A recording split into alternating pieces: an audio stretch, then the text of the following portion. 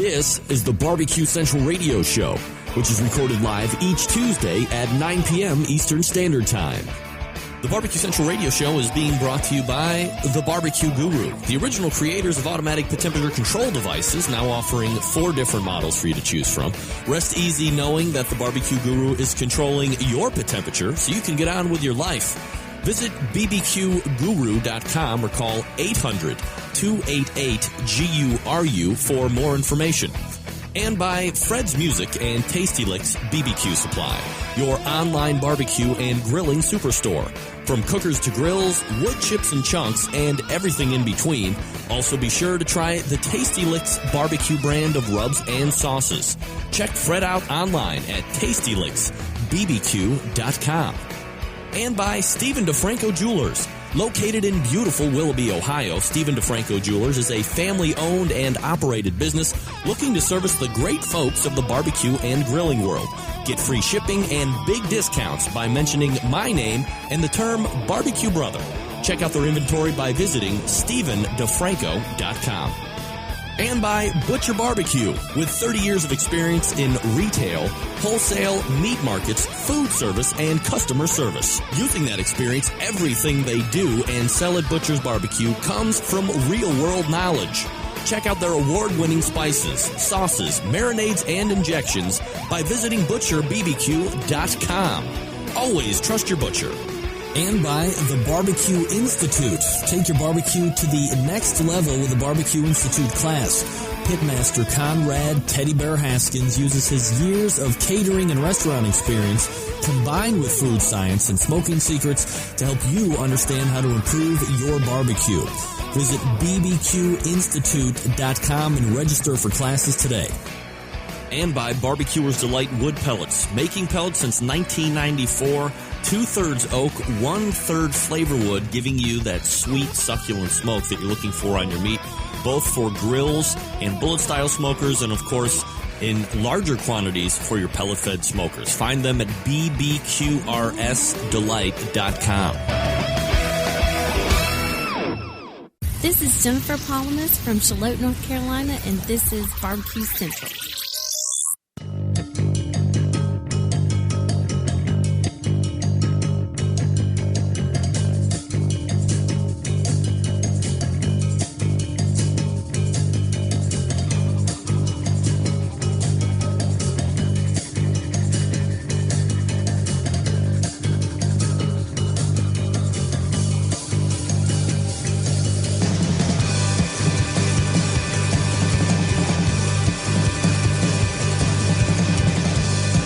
Live from Cleveland, Ohio, it's the Barbecue Central Show. All right, guys, let's get into it. Welcome to another edition of the Really Big Barbecue Central Show. If you want to jump in tonight, 877-448-0433. Email Greg at thebbqcentralshow.com. This is, of course, a show that talks about all things important in the world of barbecue and grilling. We originate from the Rock and Roll Hall of Fame city of Cleveland, Ohio. Recently was proclamated to be the barbecue capital of the North Coast, especially for this upcoming weekend as the Mark's annual rib burn-off. Rib burners will be in town, purveying their wares to the non-knowing, mass-consuming barbecue public. So if you are in town, Mark's is always a stop that a lot of people like to make if they're going to be around the neighborhood for some barbecue. All right, I am your program host, Greg Rempe. Happy to have you aboard here on your Tuesday. Let me tell you what's happening tonight. Coming up at 14 past the hour. We had her on 2 weeks ago. She will be back on again at 9:14, talking about her win at Memphis in May this year. Melissa Cookston, Yazoo's Delta Q. 2 and 3 years if you need them. 35 past the hour, friend of the show, Ted Reeder. We're going to be talking about the new book right here. I believe I showed this last week, if I'm not mistaken. Go to the product cam. Here it is, a Beerlicious from Ted Reeder. Sorry. Beerlicious from Ted Reeder. So we're going to be talking about that. And then moving into the second hour, somebody who I have been chasing for a little while now. Well, maybe not chasing, but definitely wanted to talk to in the competition world. Tim Grant from True Bud Barbecue. Looking forward to talking to him. 10:14 and then 10:35. barbecue legend and one of my favorite guys ever to talk about barbecue with, Ed Fast Eddie Marin, will be joining us as well.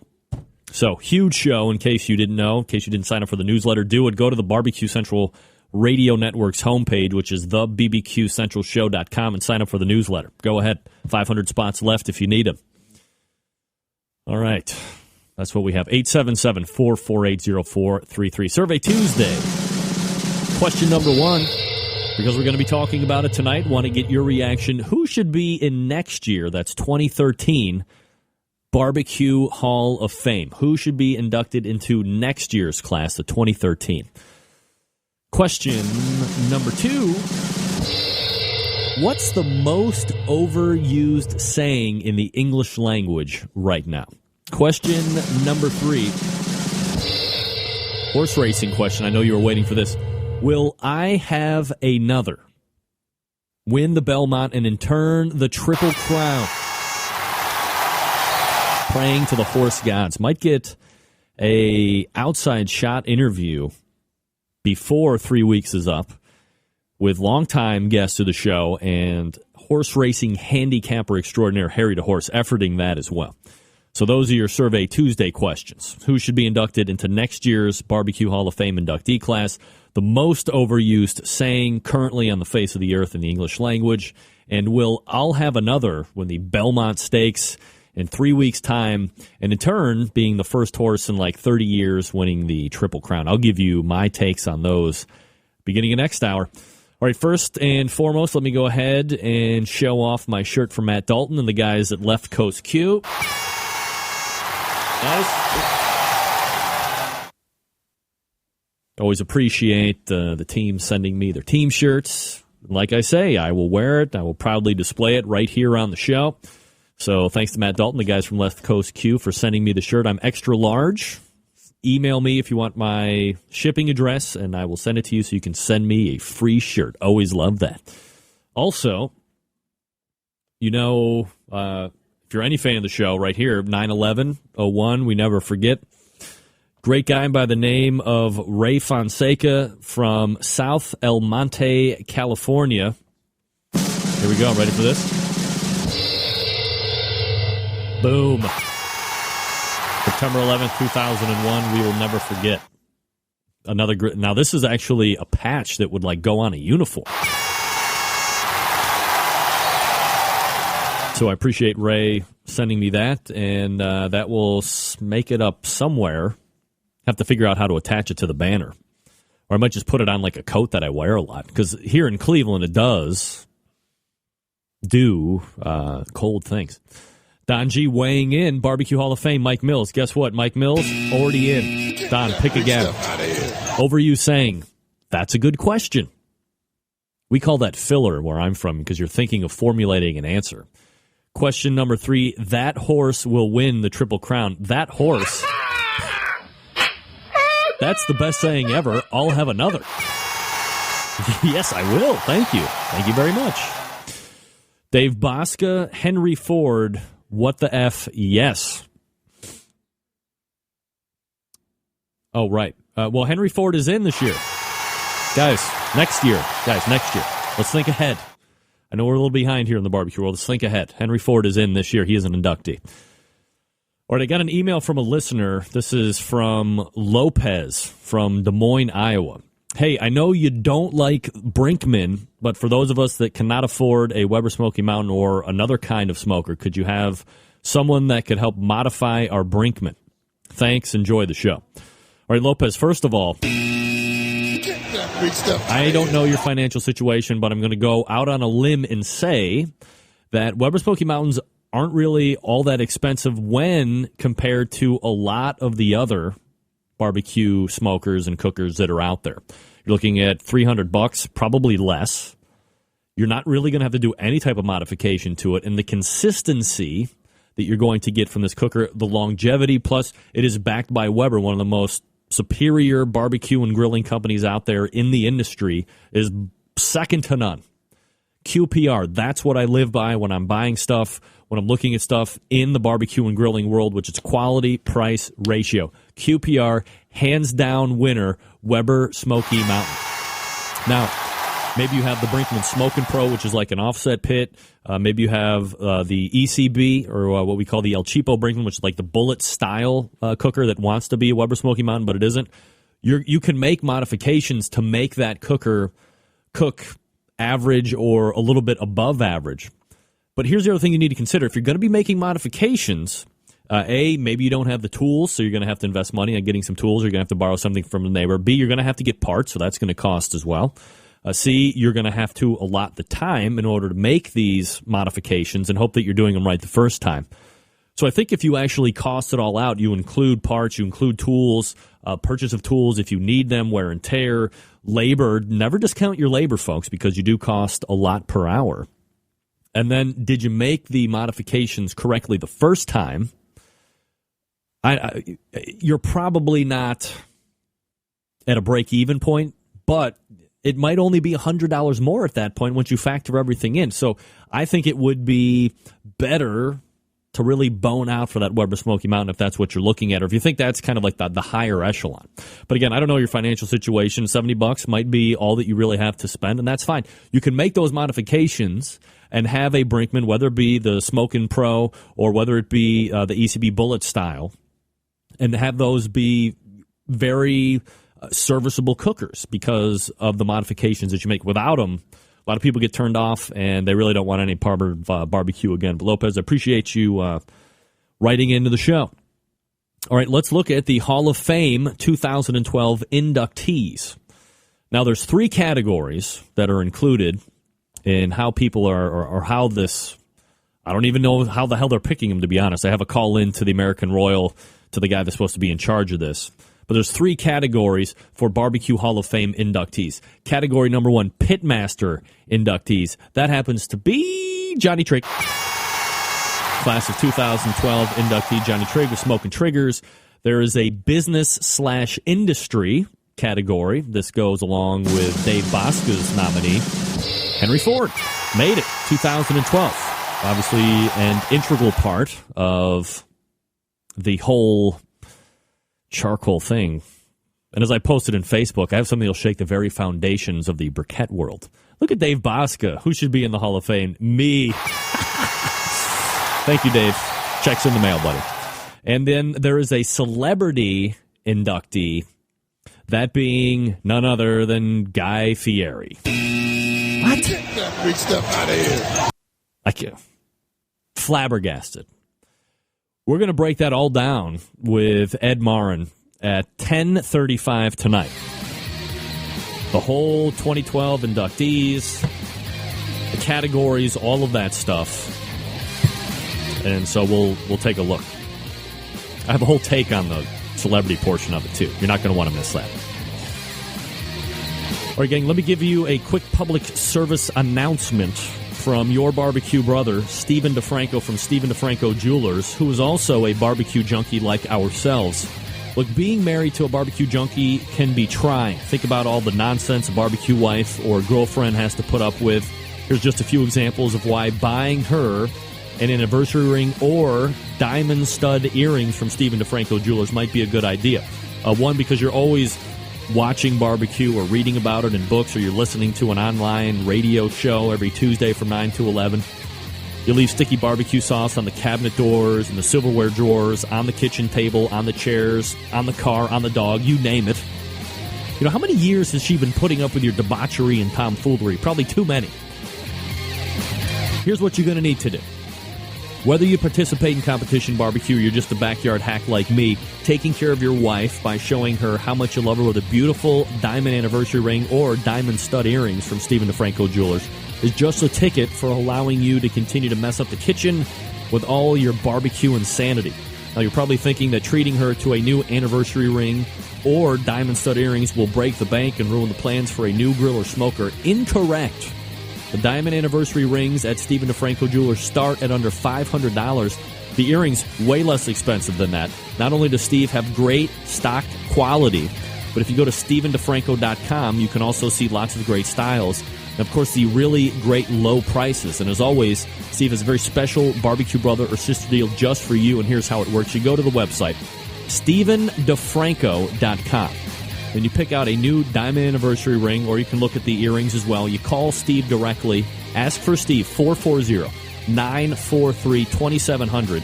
440-943-2700.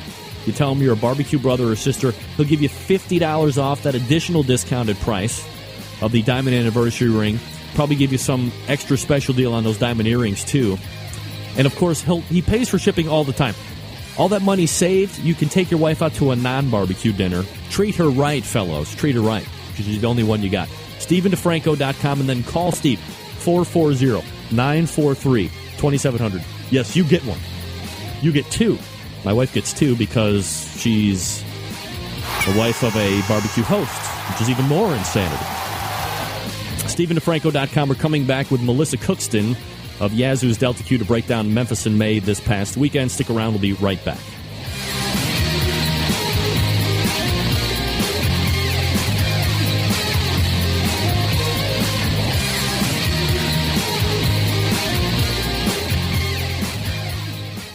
Broadcasting live from the Barbecue Central Radio Network studios in Cleveland, Ohio. You're listening to the Barbecue Central Radio Show. Once again, here's your host, Greg Rempe.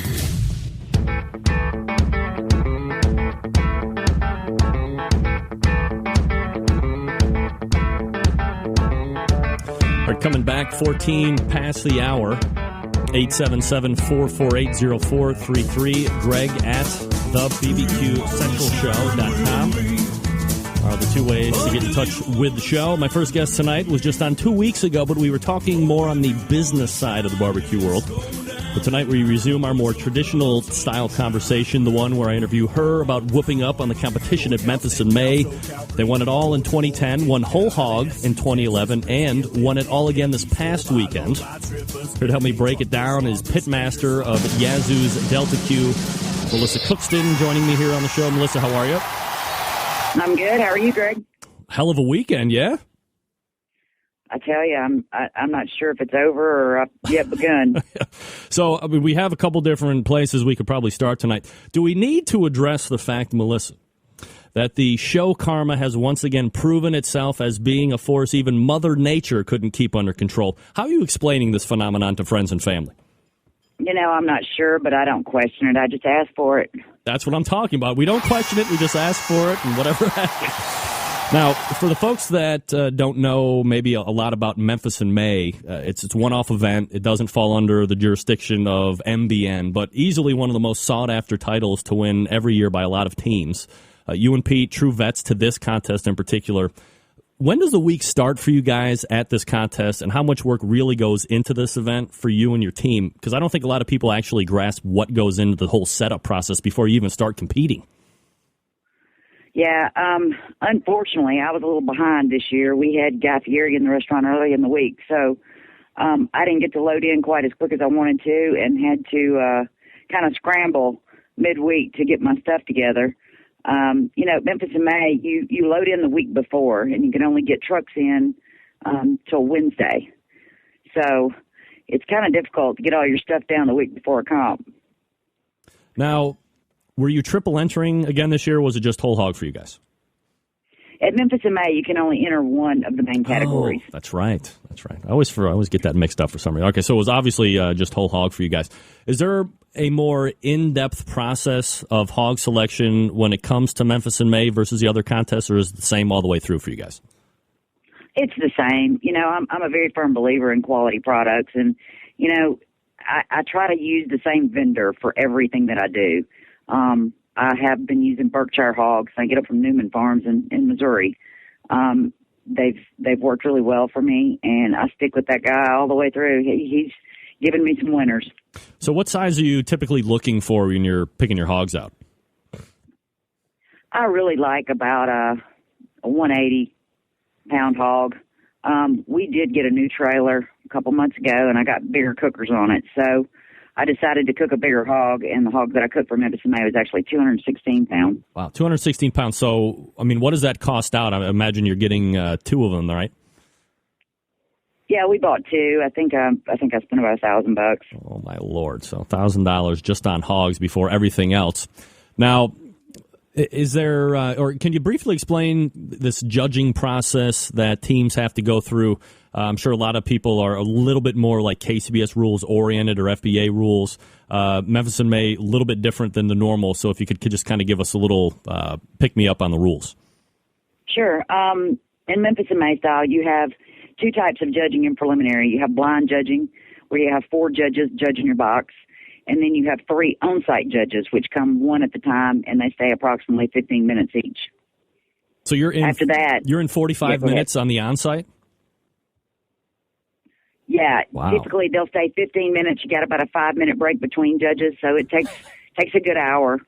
Oh my Lord. Okay, so when you get the stop by that you have made finals, is it something that you know what? Let me back up just in advance of that question. You cooked the first hog.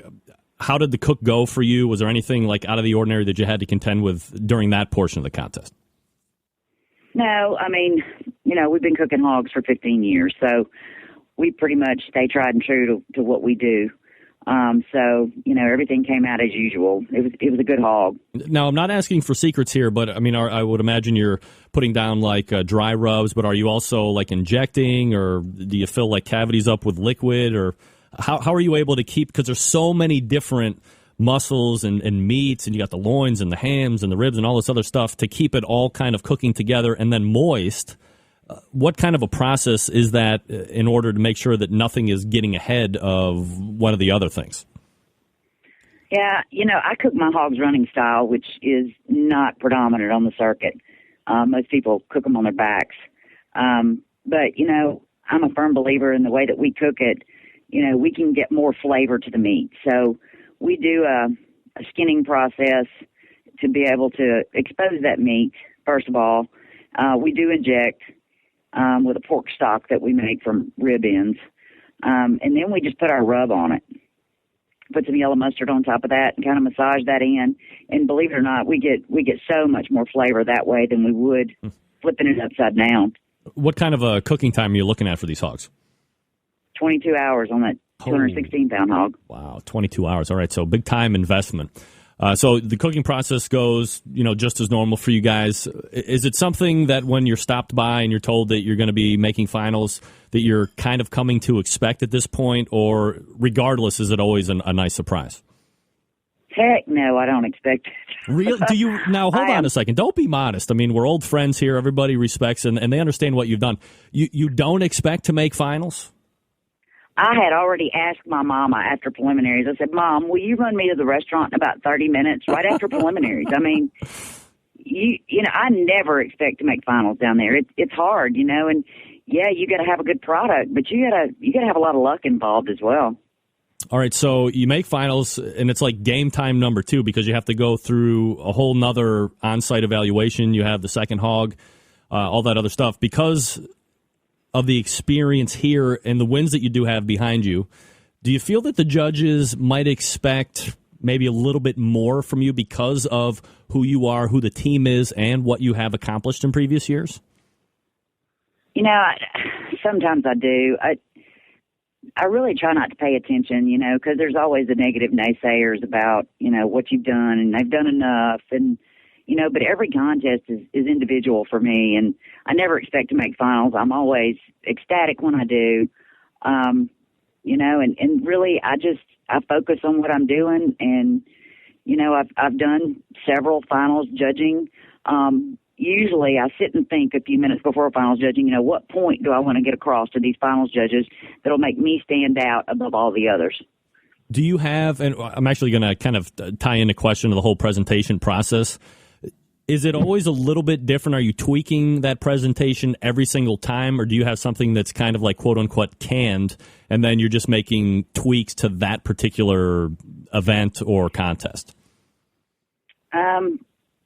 I have certain things that I go over that the judges expect, like talking about your cooker, the fuels that you use, the cook time, those kind of things that I always go over. But I try to always talk about the cook this weekend.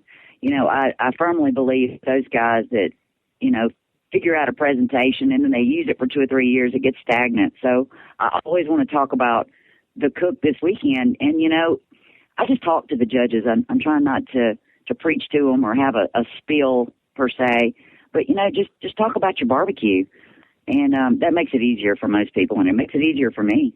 Now the finals kind of have a unique twist. By the way, we're talking with Melissa Cookston from Yazoo's Delta Q. They just won the Memphis and May Championship this past weekend.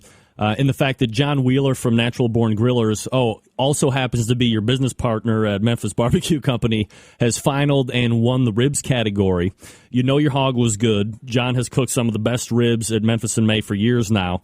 And I'm not discounting Red Hot Smoker's shoulder by any stretch of the imagination, but this is just kind of a unique thing between you and John. How do you feel about your chances of getting overall considered who you're pitted up against? Yeah, I know my main concern was certainly John Wheeler and Wayne and Linda Booth with Red Hot. Out of the other 8 teams that finaled, I certainly wanted my business partner to do really well, but I know that he's a better salesman than I am. So I'm going to have to depend on my product to get me through, because he's one of those guys that just can sell an igloo to an Eskimo. And, so I'm really worried about his presentation, and I'm always worried about Red Hot shoulder. Melissa Cookston joining us here on the show. As you look back on it, Melissa, is winning the event this year specifically, is it like a relief for you and Pete, or is it something that, you guys will talk about 6, 7, 8 months down the road and fond revelry? I don't even really think it's sunk in that we've won yet, because I still kind of have to pinch myself every now and then. There's a big target, and I know that. I feel like there's an expectation of us that might be a little unfair, because every contest is brand new, I don't ever expect to do well at Memphis and May because it is such tough competition. I've gotten really lucky there. And I'm going to tell you something. I am truly humbled to walk across that stage at any time. But to be able to do what we've done in the last 3 years is, to me, just things like that just don't happen to people like me. Yeah, won it in 2010 and again this year. And, of course, you did win the whole hog category last year as well. So, the last 3 years have been very good to you guys down in Memphis. So let me ask you to choose which kid you like the best. Of all the wins that you've had and you've been able to amass over your competition career, Memphis and May included, obviously, where does the win this past weekend rank for you guys with all the other ones? Well, winning this last weekend is just like winning the first time. I don't ever take anything for granted. And, people ask me all the time, how many grand champions have you won? And my honest answer is I have no idea. I can't believe that we won this last weekend. So, it has to be, the top. 2010 was crazy. Sitting at the awards, you're nervous. This last weekend, I had a migraine from Thursday to Saturday. So I was extremely ill Saturday at awards. It has to be the best. You're a business person. John's a business person. You win whole hog. You win the whole friggin' competition. John wins ribs. Is this like a great boost in the arm? Not that the barbecue needed any further promotion at Memphis Barbecue Company, but one partner gets grand champion for Memphis and May. The other has the best ribs. Not too bad to brag on at the old business there, right? Yeah, I tell you what. We couldn't have done any better. And for that to happen. It's outstanding, and the restaurant will get a great boost from it. We've already had people that have seen us on the news that have stopped by the restaurant, and I've got to build another shelf to put Memphis and May trophies. What a great problem to have. Yeah, right. But we're just so excited. Melissa Cookston joining me here on the show. 2012 Memphis and May champs, talking about this past weekend. Melissa, I asked Chris Lilly this question last year when Big Bob's won the whole thing, and I wanted to get your take on it. Chris has done a lot of TV. You've actually done a fair amount of TV yourself. Does the TV experience help you at all in the presentation to the judges? When you're on a TV set, they say action, you have to be on, the pressure's there to perform because it's all big money that's being spent out there. Does it translate to any type of a benefit in a contest situation for you? I don't really feel like it. I feel like it's totally separate worlds. TV competition is, it's cameras rolling. You got to worry about, what you look like, what you're doing, what you're saying. In competition, like Memphis and May, I just worry about what I'm cooking. I don't care if I've got lipstick on. I don't care if I've got earrings on. It's just about the cooking, and it's about the meat. And, I like it so much better, and it's so much more relaxing than worrying about a camera. But, I've enjoyed my TV time, and, I hope I get to do some more in the future. When you were on 2 weeks ago, we talked briefly about competitions because it was more focused on Memphis BBQ Company. And you said you didn't know how much more you had to prove or accomplish when it came to the competition arena. Being the inept host that I was at the time, I didn't even ask you about Memphis in May that was coming up just a few weeks after that. So you went there, you won. So if I'm kind of pulling out the conversation we had 2 weeks ago, could I assume that this might be the quote-unquote walk-off shot for you guys, or will you still hit the competition trail in the future? I'm kind of fired up at the moment. I think I'll do the Jack. I think I'll do the Royal. I think I'll hit some of the bigger ones, but I'm definitely going to have to let some of the smaller ones slide just because I've got so many irons in the fire, and I really want to make sure I'm taking care of the restaurant. If somebody told you, look, you're not allowed to compete anymore, you have to go back to the restaurant because of the win last weekend and everything that you have done in the past, is that something that you could just kind of walk away from the competition scene and be like, I've won what I wanted to, or I've won enough and I'm good with that? Yeah, I mean, if something happened and I couldn't compete anymore, and I'm not getting any younger, it gets tougher every year. That hill that you have to walk up to get home at Memphis in May, every year it gets taller and longer. I'd be okay with it. As long as I'm affiliated with barbecue in some way, I think I'll always be happy. So talking about being affiliated with barbecue in some way, got a lot of people in the chat room asking if you're going to be doing any type of cooking classes. I have had more emails about cooking classes, and I fully expected to be able to do one before now. The schedule has just been nuts. I'm trying really hard to get at least one scheduled this year, and I'll put it on both websites, on Yazoo's and Memphis Barbecue Company, when I can find a spare weekend that we can fit one in. All right, so for the folks looking to see more of you, fans of Yazoo's and the Memphis Barbecue Company will be happy to learn. I'm not letting anything out of the bag, by the way. I got the okay. That you and Pete will be on the new season of Barbecue Pitmasters. Now, we're not giving anything away here, Melissa, but other than the fact that you will be on the June 3rd episode, how was this experience this time around compared to last season, because you were also on there? It was really nice to see some old faces in the crew. It's much more comfortable when it's people that and it was fun. I mean, TV competitions is totally different. But, to have some of the same guys that you hadn't seen in a couple of years and making TV about barbecue, which I think is a great thing. If we can keep that out in the public eye, I think that means more teams get sponsors. I think that more money rolls into barbecue, and that's what I'm really interested in, is keeping barbecue in the public. Was it a little bit more of an easier transition to cook in this type of a setting because you had done it before? Oh, I think it was definitely easier because I'd done it. I knew what to expect. TV's a little bit different world, right? It is a little bit different world. Not that I would have any idea what it's like, but I can only imagine the difference between like last weekend and then what it would be like on a TV show. So go ahead and look for Melissa and Pete. They'll be on the June 3rd episode of Barbecue Pitmasters Season 3. Melissa, congratulations again on the huge win this past weekend. Pass those sentiments along to Pete as well. I got to get him on the show. Do you think he would ever come on and do the show with me?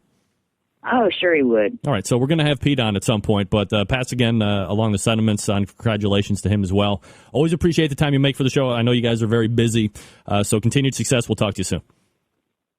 Thank you, and keep sending the karma. You got it. There she is.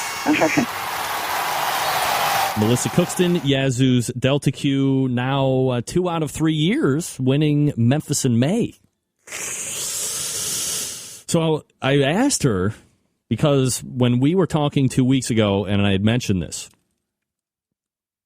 she did make a specific reference to saying, not that they were done with competition, but that she didn't really know how much more they had to prove, not to anybody, but it sounded like to themselves, that what else is there for them to win? And quite honestly, in a lot of instances, she is not incorrect. When you win Memphis BBQ Network Team of the Year as many times as they have, and in a row to some extent, when you've won the Memphis and May World Championship of barbecue as many times as they have, when you pretty much own, I don't want to hear about Myron Mixon anymore and being the whole hog king and all of this other stuff. If I'm showing up at a competition and I have money to bet on, is it going to be Melissa Cookston or the field with everybody else cooking whole hog, smart money is going to tell you that Yazoo's Delta Q is going to be the one that the majority of the people are going to be putting. That's safe money.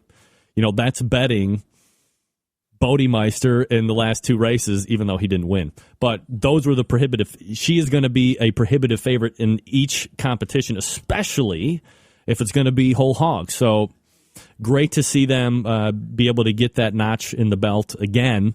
And you will be seeing her on television here in just a few short weeks for Barbecue Pitmasters Season 3. Also, let you know that in that particular episode, Big Mo Kason is in there, and Donnie Bray from Warren County Pork Choppers, all people that have been on this show.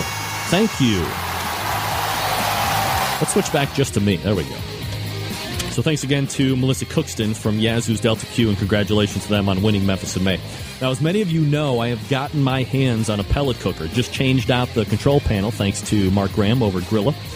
First thing I thought of was Barbecuer's Delight pellets. Why? Because they're widely considered to be the pellet resource for pellet-fired cookers. That's right, whether on the competition trail or in your backyard, folks choose Barbecuer's Delight wood pellets more than any other brand for their superior quality and flavor. And you should give them a try as well. You can find them at bbqrsdelight.com. Now, maybe you don't have a pellet cooker.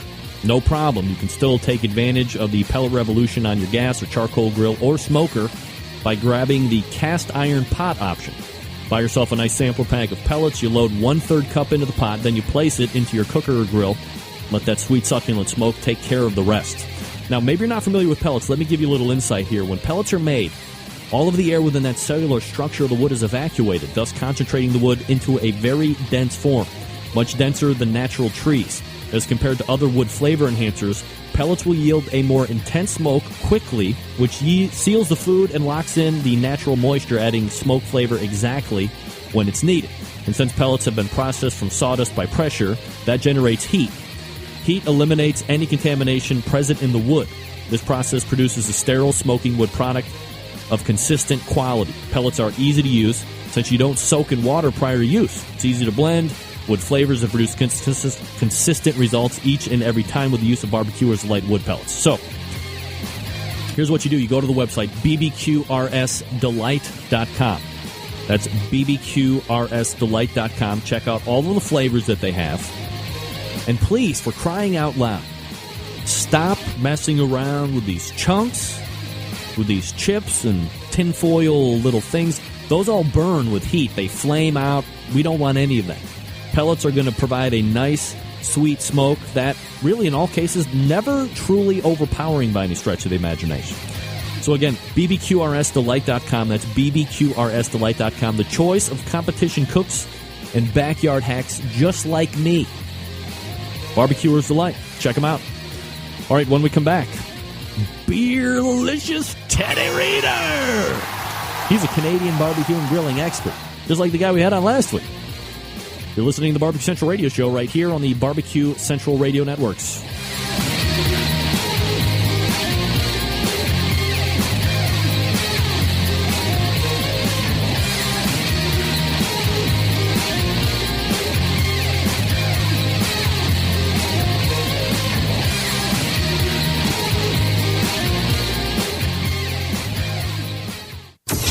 Get in the smoke. Call 877-448-0433 to get on the air.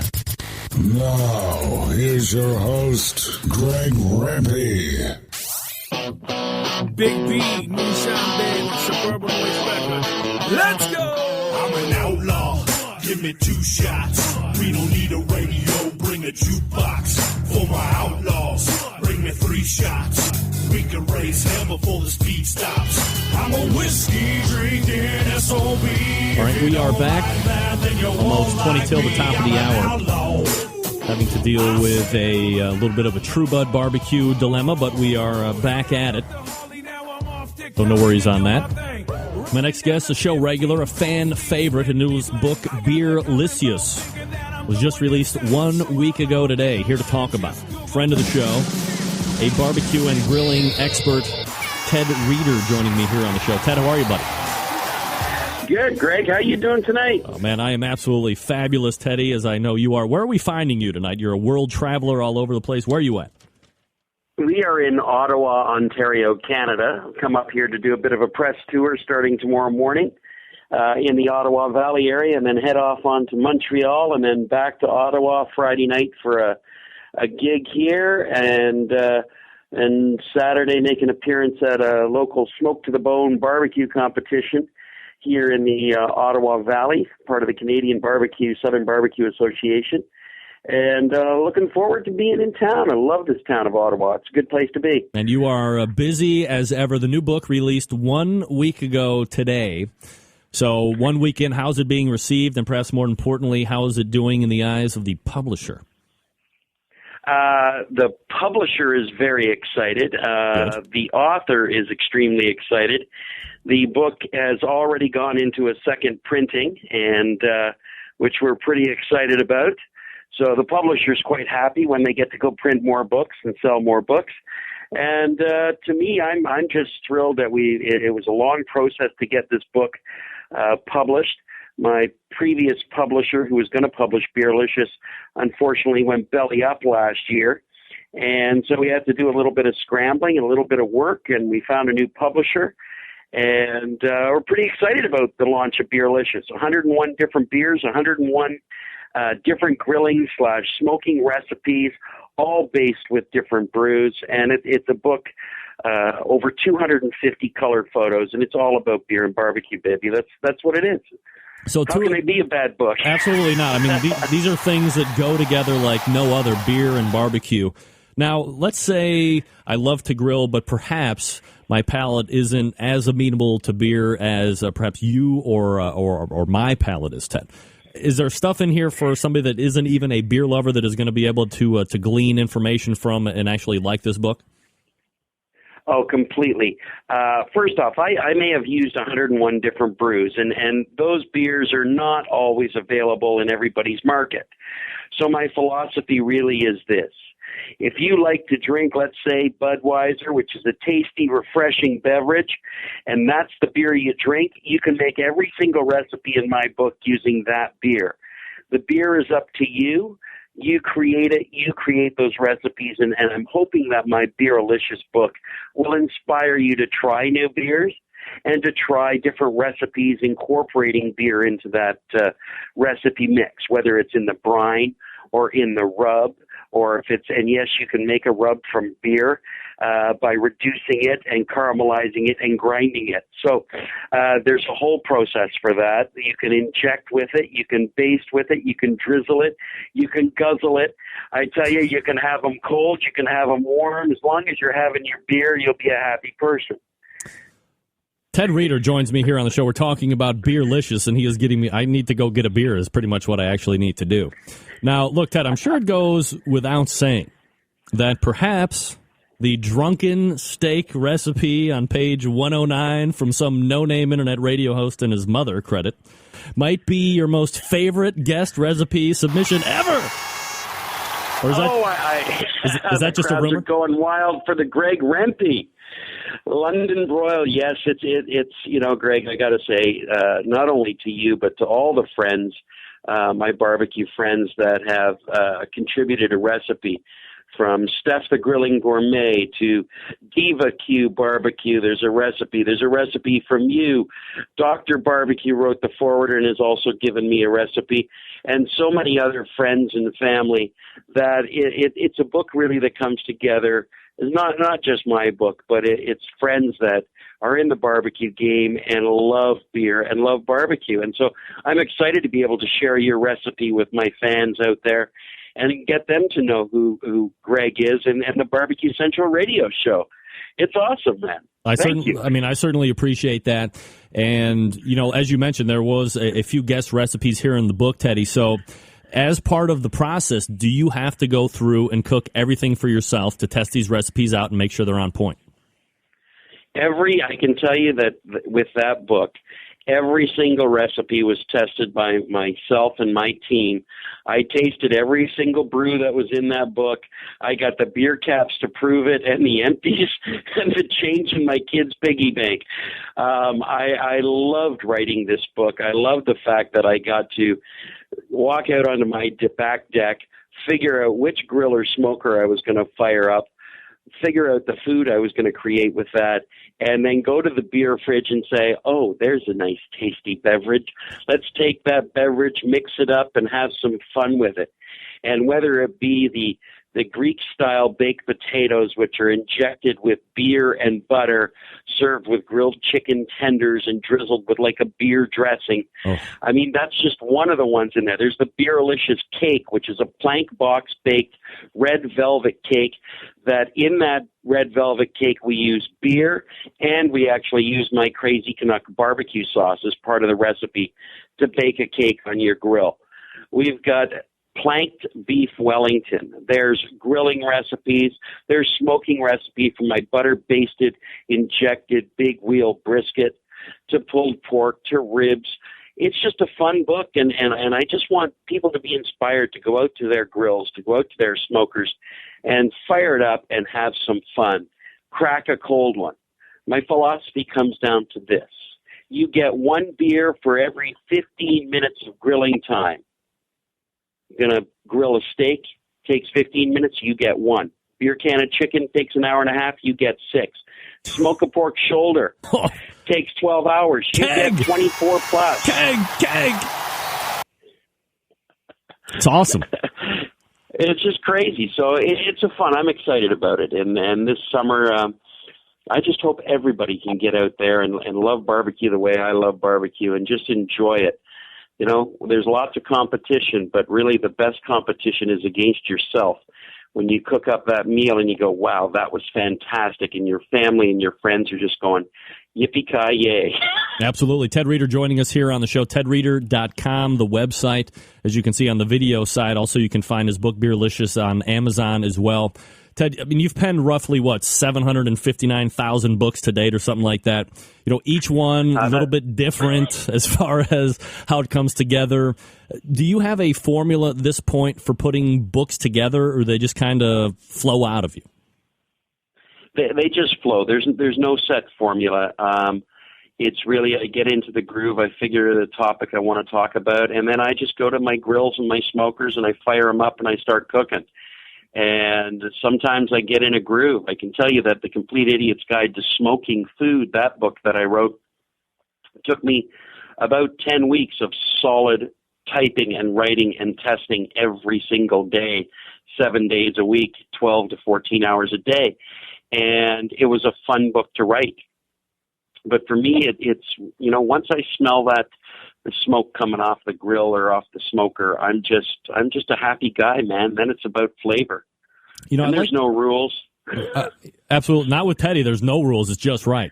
Just like the Outback Steakhouse. Now, I'm always interested a little bit in as far as how business works. So, you're pitching ideas to publishers. Do publishers ever come back to you and say, hey, we're going to give you this idea, and then they're asking you to develop something around their concept to bring to market? Yes, that's happened quite a few times with my business. And I've written books that aren't even under my name, that I've written for other companies that have wanted a book that can help them promote their business and their brand. So it'll vary. Often, though, for example, like my burger book, it was a third in the series, and my publisher said, Napoleon wants to do another book. What do you want to do? What's hot? What's trendy? And it was like, well, burgers are trendy. Let's do a book about burgers. And so it becomes a collaboration. But really, I'm right now I'm enthralled in the world of beer and barbecue, and there are far too many brews left for me to taste. So I think I at least have a Beerlicious number 2 in me. Oh, the best news I've ever heard in a long time. Now, look, Ted, I'm not asking for particulars here. Feel free to share as much or as little as you want with this question. But because you have written so many books and you have a pretty diverse business, again, we could probably do a whole different segment on Ted the business guy with really nothing to do with like how to cook barbecue or how to throw a good party. Is the book writing portion a pretty lucrative revenue stream for the Ted Reader brand, considering all the other stuff that you're into? Yeah, it does pretty well. But really the best part of the books is from a promotional aspect, that we keep my name and my brand of what I'm doing out there. But the way of the world right now is that it used to be good. You could write a book and it could last 2 or 3 years. Now, if you're not writing books almost every year because they become so outdated. But with me, it's a great consistent vehicle from a promotional perspective, but it's also my restaurant. It's my way to say, hey, this is what I do from a grilling perspective or a barbecue perspective. And I get that out there and I share those recipes. I have no secrets. You want to know how to cook something? I'll share it with you. And between, the two of us, we can come up with a whole new method. There's really no rules, and there's no rights and there's no wrongs. The only thing that matters is that you create tasty food in the end. And you can take a recipe of mine and you might go, oh, that's not great, but you could tweak it and twist it, and all of a sudden you go, wow, that's amazing. And really, that's how she works. Ted Reader joining us here on the show, tedreader.com, the website. Ted, we got a couple minutes left. You've counseled us many times on throwing a good party, encountering the pitfalls one can come into if you're not planning properly up front. Memorial Day here in the States is nearly upon us this weekend. Do you have any favorite recipes to share with us as we enter what most hacks would call the grilling season? Oh, yeah. We just had our long weekend this past weekend here in Canada, and our what we call the May 2-4, which really coincides with a case of beer. And because Canadians love to drink beer. We do enjoy our beer. But for me, it's I love a good steak. And I think taking it easy on your steak, cooking it over hardwood charcoal, if it's a nice thick steak, to put a good sear on it and then cook it a little bit indirect, drizzle it with a little beer, and all will be wonderful. The basic stuff like burgers and dogs, especially if you're having a party and you've got friends and family around, slow it down. Don't rush it. Make your burgers from scratch. If you're doing these hot dog or sausage, don't cook them on high heat. They stay moist and juicy and plump and delicious if you cook them on a little lower temperature for a little longer period of time. But I just did, and I'm going to post this up on my Facebook in the next few days, a hot dog for a new client of mine. And I call it the croque monsieur hot dog, where you take the hot dog bun and you dip it in an egg batter and you fry it like French toast. Oh. Then you put like a sweet or spicy mustard on that French toast. You put your hot dog. You top it with shaved Black Forest ham, and then you top it off with shredded Gruyere cheese. Ooh. And that is a wicked, wicked dog. If you want to put some fire-roasted tomatoes in there, make a little salsa, it adds a nice twist to it. And that's really just about, having fun with a hot dog. So anything you're cooking, just take your time. That's why I love having Ted Reader on, because he's coming up with things that I never would have thought about myself. Beerlicious is the book. It's out right now. Go grab yourself a copy and reap the rewards of the great recipes included in it. Teddy, as always, I appreciate the time. Thanks for coming on tonight. We'll do it again soon. You got it, Greg. Thanks so much. And everybody, just keep your fires nice and hot, and don't forget your beer's icy cold. That's right. Some of the best advice we've gotten all day. Keep the fires hot and the beers icy cold. John Dawson. The picture of Ted Reader looks like Stephen King on a 3-day bender. Hey-o! Maybe a 10-day bender. Ted Reader. I could talk to that guy for hours. He's always... Guys that make cookbooks, the bloggers, Ted, Ray Lampy... the guys that I talk to, the thing that impresses me the most is the creativity, the constant drive to find something to one-up a traditional something or other. Like that hot dog. What? Gang, take your barbecue to the next level with a Barbecue Institute class from pitmaster Conrad Teddy Bear Haskins. He's going to use his years of catering and restaurant experience. He's going to combine it with food science and smoke secrets. And he's going to help you understand how to improve your barbecue. Backyard barbecuers and those folks who want to open a business drive and fly in from all over the world for the Institute's small, friendly, informative class sizes. The Barbecue Institute has a full schedule of classes in Texas going on right now, covering everything from a short fajita class to an all-day class on how to smoke the classics like brisket, pork, ribs, chicken, all that great stuff. And the premier class the premier class of the year is coming up June 2nd and 3rd at the McKinley Springs Winery in Prosser, Washington State. Set in the beautiful Horsehaven Hills, AVA. This is Conrad's favorite location to teach barbecue. In addition to the menu listed on the website, there will be an additional side and Dutch oven dessert. As I've mentioned here over the last month, the special unannounced bonus will be Whole Hog Sunday. Forget football Sundays, it's Whole Hog Sunday. Learn the difference between cooking with charcoal, gas, logs, wood pellets. They can all produce amazing results, yet all require a different route to get there. Learn the practice, the practical secrets, and the food science on the methods to get you the best results for each heat source. Now, when not teaching classes on the weekends, Conrad is conducting private classes and corporate events from coast to coast during the week. He also founded OPBBQ.com in 2004 and still barbecues for troops and wounded warriors. Make your next off-site event really memorable. Have a Barbecue Institute off-site party. Show your employees you care with the very best barbecue money can buy. They'll be talking about it for years to come, no doubt. For details on the Barbecue Institute classes, visit bbqinstitute.com. That's bbqinstitute.com, or check their Facebook page for the very latest news and pictures. That's bbqinstitute.com. Pitmaster Conrad Teddy Bear Haskins. We talk about QPR on the show, classes and Teddy Bear QPR.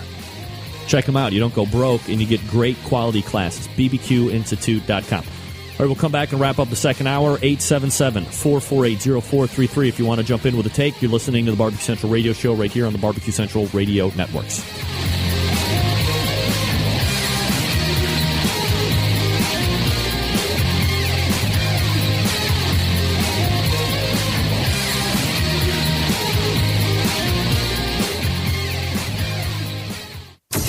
Big name interviews, advice on cooking brisket and ribs, and the only host willing to share his honest opinion on all things important in the world of barbecue. It's the Barbecue Central Show.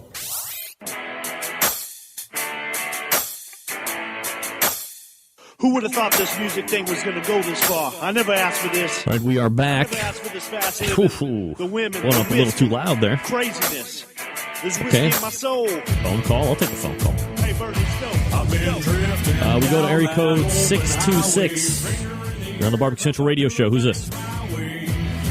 Hey, Greg, this is Raymond from South Almani. Raymond! What's up, brother? Hey, you like that patch? That patch, it was funny. You mentioned that. I was just going to say, Ray emailed in, said I love the patch. Man, easily 1A, 1B. When I got the sticker that's up there on the banner behind me, this one is going to find a home there as well. And words can't express how happy I am that you gave me the patch. I really appreciate it. Oh yeah, man. I'm glad you like it. Big fan of the show, Greg. Keep it up, man. All right, man. Take care. Thanks for calling in. There he is. All right. Razor Ray Fonseca gave me this patch right here. Make sure I got the product cam going. There it is. You want to get on my good side, you go ahead and find something that references September 11th. Well, not good side, I guess. But I won't forget. That's why we close the show out. Never forget, because we're never going to forget. All right, so that was Ted Reeder. You can also email the show if you want to, Greg at thebbqcentralshow.com. Juices Rim. What does that mean? Patio Daddio Barbecue. When we come back, also at the top of the hour, we'll be doing, what do you call that? Survey Tuesday. My phone is going crazy. Oh, Facebook. Maybe I should get on Facebook.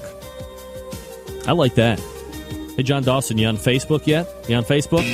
Bet you're not. Get that big stuff out of here. Melissa Cookston joined us in the first hour, 9:14. We talked a little bit about the recap of Memphis and May. I don't know whether to find it refreshing or scary.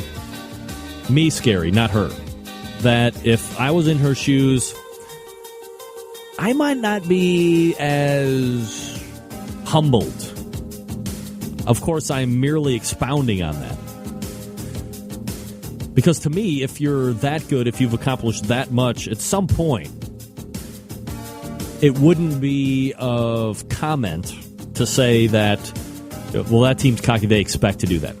And I do wonder, nobody would ever admit it. No names, please. But judges that do Memphis and May competition, because of what they've won, because of the president they've had over there, 7-10 years now running, do they judge them more harshly? Do they expect more out of them because of who they are? It's human nature. I couldn't sit here and say that wouldn't happen. And I wouldn't be surprised if it happened. But for them to knowingly go into the fact, going to kind of a hostile environment. The bullet is on their back. People want to beat them. People don't want to see them win. They just want to say, well, we finished ahead of Yazoo's. And for them to continually put people in the rear view is a pretty solid accomplishment. So we'll see if they go back and try and make it 3 out of the last 4 years. They won it in 2010. They won it again this year in 2012, and they came in first in whole hog last year. Chris Lilly beat him out with shoulder. All right, we'll step away, and we'll come back with the second hour, 877-448-0433, Greg at the BBQ Central Show. You are listening to the Barbecue Central Radio Show right here on the Barbecue Central Radio Networks.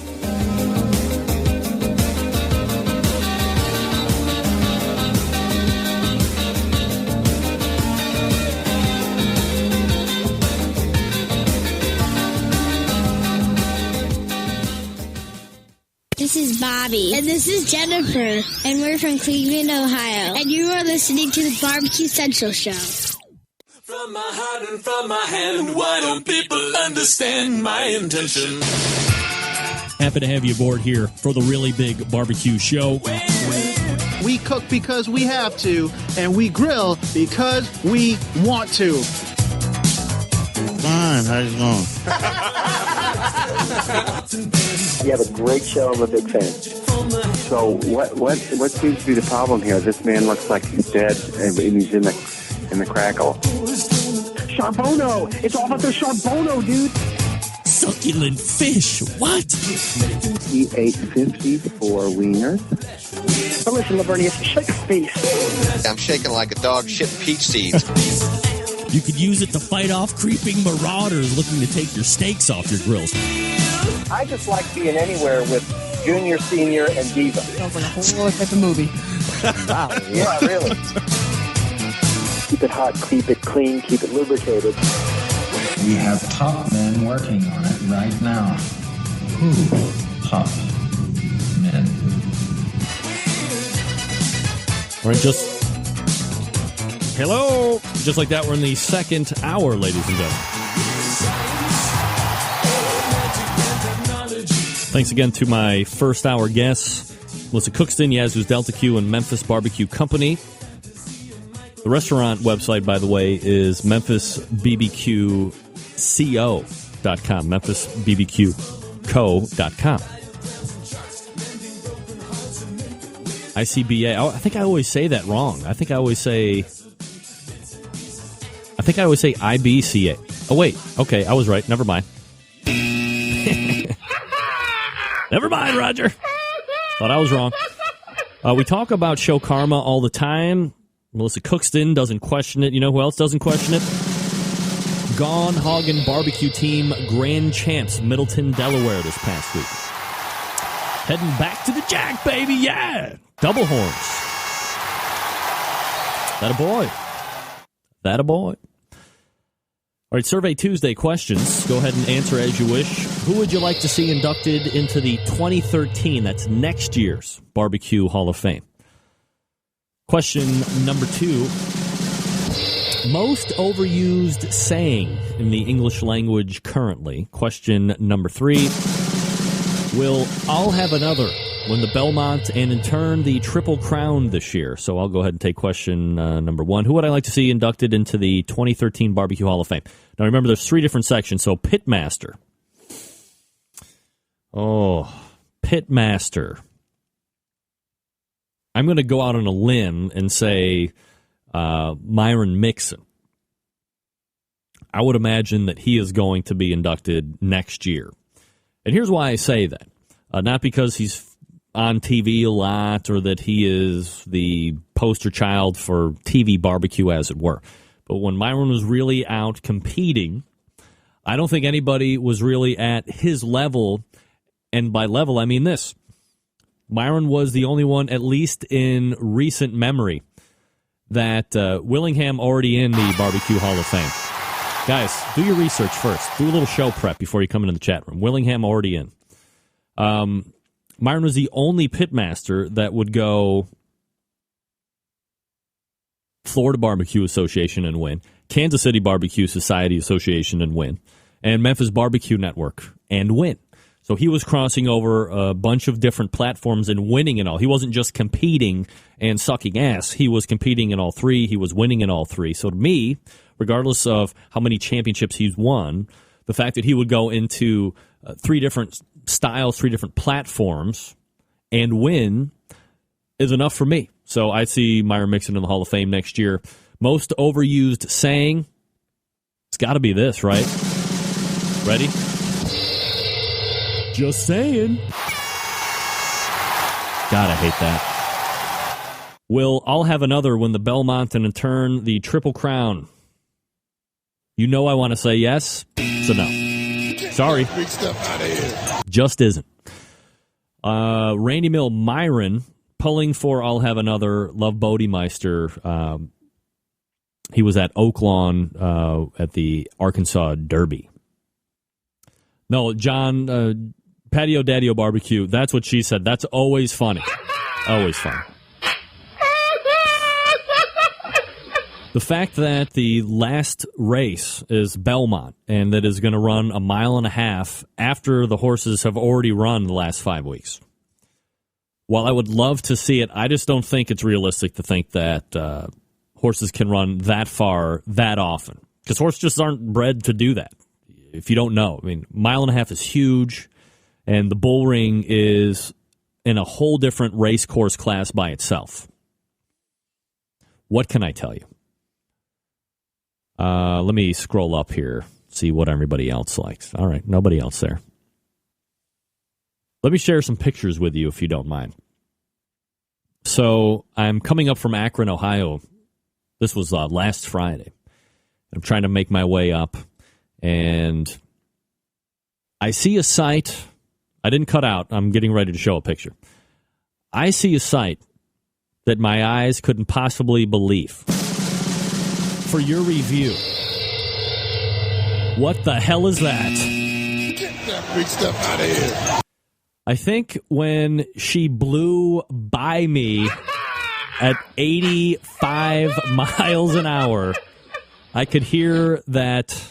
And that's right, I did say she blew by me at 85 miles an hour, that motorcycle was screaming in pain. I mean, what is going on? Yeah, thank God there's no helmet law. Wow. I mean, look at the ham hock that's holding on to that foot peg. Are you kidding me? Wow. Big stuff out of here. Wow. All right, so that's picture number 1. Picture number 2, a guest that we just had on at 9:14. Maybe you saw this making the rounds. This is a little bit scary. This is a little bit scary.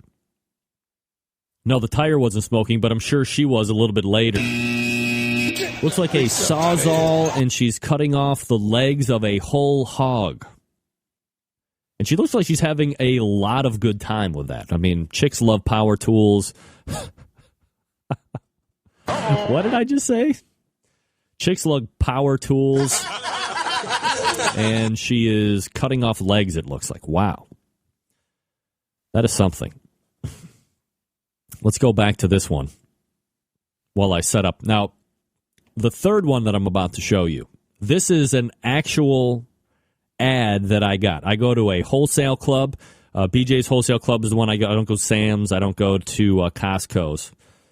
This was an actual ad that I saw in the Sam's Club circular, and it looked a little something like this. BJ's and barbecue, it's a natural. I mean, does it get any more right than that? BJ's and barbecue. Bring it on. Honey, what would you like for Memorial Day? Well, dear, I'd like a BJ, and then I'd like some barbecue. Did anybody bother proofreading this or saying, hey, guys, maybe we don't want to say this particular BJ's and I understand they're myopic because they're the ones, they're within the culture. BJ's doesn't sound like a dirty thing. BJ's and barbecue, it's a natural. What? BJ's and beer didn't want any of that? Get that big stuff out of here. BJ's and smoking weed didn't want any of that? BJ's and menage a trois didn't want any of that. I mean, you got to be kidding me, right? BJ's and barbecue. Wow. BJ's and getting it on with your next door neighbor didn't want any of that. Get that big stuff out of here. I don't understand, but that's what it is. BJ's and barbecue, it's a natural. It's a natural. Programming note, next week on the show, Ray Lampe. We're going to be talking about Slow Fire. Jim Shaheen makes his triumphant return from the Washington Post, and Scott Roberts. Let me see here. Check this picture. All right. Let me show this. I can show this. Can I show this? Yeah, hold on. Courtesy of Steve Farron. Championship barbecue starts with BJ's. I mean, you got to be kidding me. Wow. Well, wonders never cease. I mean, I had no idea that this is all it took to make championship barbecue. BJ's. I had no idea if it was that simple. I got my hands on a sneak peek of Pitmasters Season 3. The opening... Well, I'm not going to be able to get to it, so I'm going to save that for next week. But I do know who's in it, so stay tuned for that. But guys, I mean, if you can't reap the rewards of BJ's this weekend, you just aren't trying. You go to the show replays, show the pictures, all of that stuff. If you're not trying, if you're not asking, you're not trying. Okay? Big stuff out of here. I've seen 2 episodes. I haven't seen the whole season. The rough cuts, whatever that means. Gang, let me talk to you for a few minutes about the longest-running sponsor of the show, located in Warminster, Pennsylvania, the Barbecue Guru. Gang, if you have been thinking about automatic pit temperature control devices for your cookers, then stop here. This is the company that started it all. They are the creators of this technology, so why would you want to buy one from any other company? I don't know. Not familiar with how these little beauties work. I'm not going to get into the minute details, but imagine a product that allows you to set your pit temperature, and once set, it keeps it running at set temperature all the way through the cook. Sound too good to be true? It's not. This is real life. You can take advantage of this technology today. Now, maybe you're a busy working professional. Perhaps you are constantly on the run with kids, doing errands. Quite frankly, you just don't have the time to sit around and tend pit temperatures. The Barbecue Guru allows you to throw on a pork butt, a brisket, a couple slabs of ribs, whatever it is. Then you're off to do what you need to do to get done. The Barbecue Guru has your back by maintaining the pit temperature you set it at. Now, there's currently 5, but 2B4 different models to choose from. So you know there's one that's going to fit your budget. We have the newest one that was just released a couple weeks ago, the CyberQ Wi-Fi. Currently, you still have that Procom 4 wireless unit that's going to get phased out. You can roam up to 600 feet away with that. You have the CyberQ 2, the DigiQ DX2, and also the other newest one, the PartyQ, which starts at $129 for most cookers. The PartyQ is the easiest point of entry into pit temperature control devices. Self-contained unit, runs on AA batteries. You can take it wherever you need to go. But the CyberQ Wi-Fi, the newest technology that's out there. So imagine you have a smartphone, you have a tablet, you have a wireless laptop or netbook. If you have the CyberQ Wi-Fi set it up, you're going to be able to maintain and monitor pit temperature. Maybe you're visiting a competitor's website. Maybe you're in the house and you have it hooked up to your home wireless network. You can see how everything's cooking. If it's cooking too fast, you can make adjustments by ramping down. If it's cooking too slow, you can make adjustments by ramping up. $295. It is cheap technology. It is flawless technology, and it is here today. Do yourself a favor. Head over to the Barbecue Guru website, thebbqguru.com. Check out all the products. And if you have any questions, you call them directly, 800-288-GURU. You ask for Bob or one of the guys there that's working. They'll get you outfitted with exactly what you need to be up and running out of the box. thebbqguru.com, 800-288-GURU. The Barbecue Guru, a breakthrough in pit temperature control technology. We'll be back with True Bud Barbecue right after this. Stick around.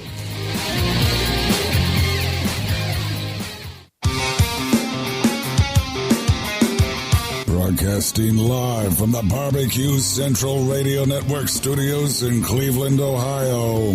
You're listening to the Barbecue Central Radio Show. Once again, here's your host, Greg Rempe. All right, welcome back. 14 past the hour. 877-448-0433. Greg at thebbqcentralshow.com. Those are two ways to get in touch with the show if you want to do it. My first guest in the second hour have been cooking very well. 2 weeks ago, they took a GC this past weekend, third overall out of 78 teams at the Great Mall American Barbecue Systems Olathe Barbecue Contest in Olathe, Kansas. Currently ranked number 1, KCBS Team of the Year standings. We race over to the hotline and grab Pitmaster of True Bud Barbecue, Tim Grant. Tim, how are you, buddy? How you doing, Greg? I'm doing fine. Oh, great. Glad to hear it, Tim. I appreciate you making time for the show tonight. Before we get into the contest this past weekend, for the folks that might not be as familiar with Tim Grant and True Bud Barbecue, how do you get messed up in this whole wild competition barbecue thing, Tim? Well, I started out about 2002 and just started a team to bring my friends together, and hence the name True Bud. We grew up calling each other buds in high school, and I was one of those teams at the Royal that had like a big band and big party, and we just did that once a year. And then it kind of got to the point where we were always the team that we were first out of the parking lot, and 1 year, I don't remember if it was 05 or 06, but we got a call, and we placed 14th in pork, and we'd already hit the road. So I think when we realized that, we started to think about, well, maybe we should stick around and maybe we should take this a little bit more serious. That Royal contest turned into doing a 2 or 3 a year, and then in 2010, we decided that we really wanted to get serious about this. Is there how many team members do you have, Tim? There's 4 of us that basically make every event, and with my significant other, she takes care of me on the boxes and does everything up pretty for us, and then I've got right-hand man, Boyd Apps, that he gets up in the middle of the night and starts the fires and allows me to get there. I get to the contest generally about 5:30 every morning. I kind of take over and he goes back to bed for a little bit, and then we have some other guys that show up and help do the rest of the show.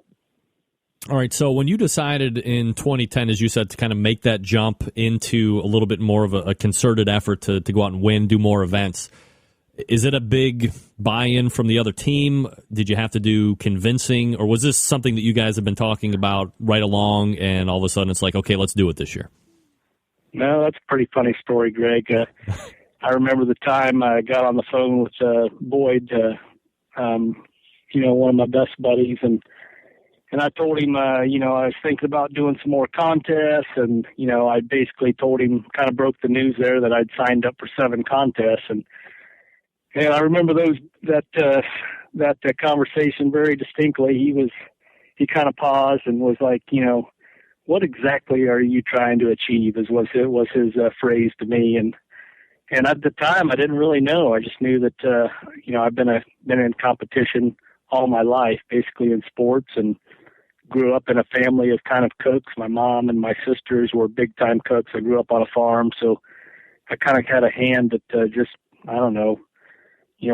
was the only boy, and kind of being in the kitchen and being around homemade food, and it was just something that I was kind of really getting interested in doing. So that was kind of the year that started everything, and then we kind of won those first place ribbons, and I mean, once you get that first place ribbon, you're kind of hooked. I mean, the very first place we ever got was first in ribs, and which is kind of a unique of its own, kind of a, if we pride ourselves on one thing, it's really cooking ribs. But just kind of advanced from there. And, it took off really last year. It just exploded, and this year the same. I mean, we just kind of picked up where we were from last year. Yeah, I was going to say, I think, I had followed the team a little bit, 2010, and then I remember distinctly Dave Bosca from Butcher Barbecue mentioning your team in an interview that we were doing about a competition that he was in with you guys. And then all of a sudden it was like he mentioned it, and the gas came on the fire, and you guys have been right in pretty much every competition that you've been in since. Congratulations on the success that you've had, and really, I guess, kind of a short period of time since you've ramped up the amount of competitions that you've been doing. So if we look at, the competition that you were at this past weekend, when you cook an event with almost 80 teams, and there is a decent amount of top-level teams in there as well. I mean, it's not just guys that show up once a year. Are you excited in these situations, or perhaps do you press a bit more because of the size and people looking to take a shot at you?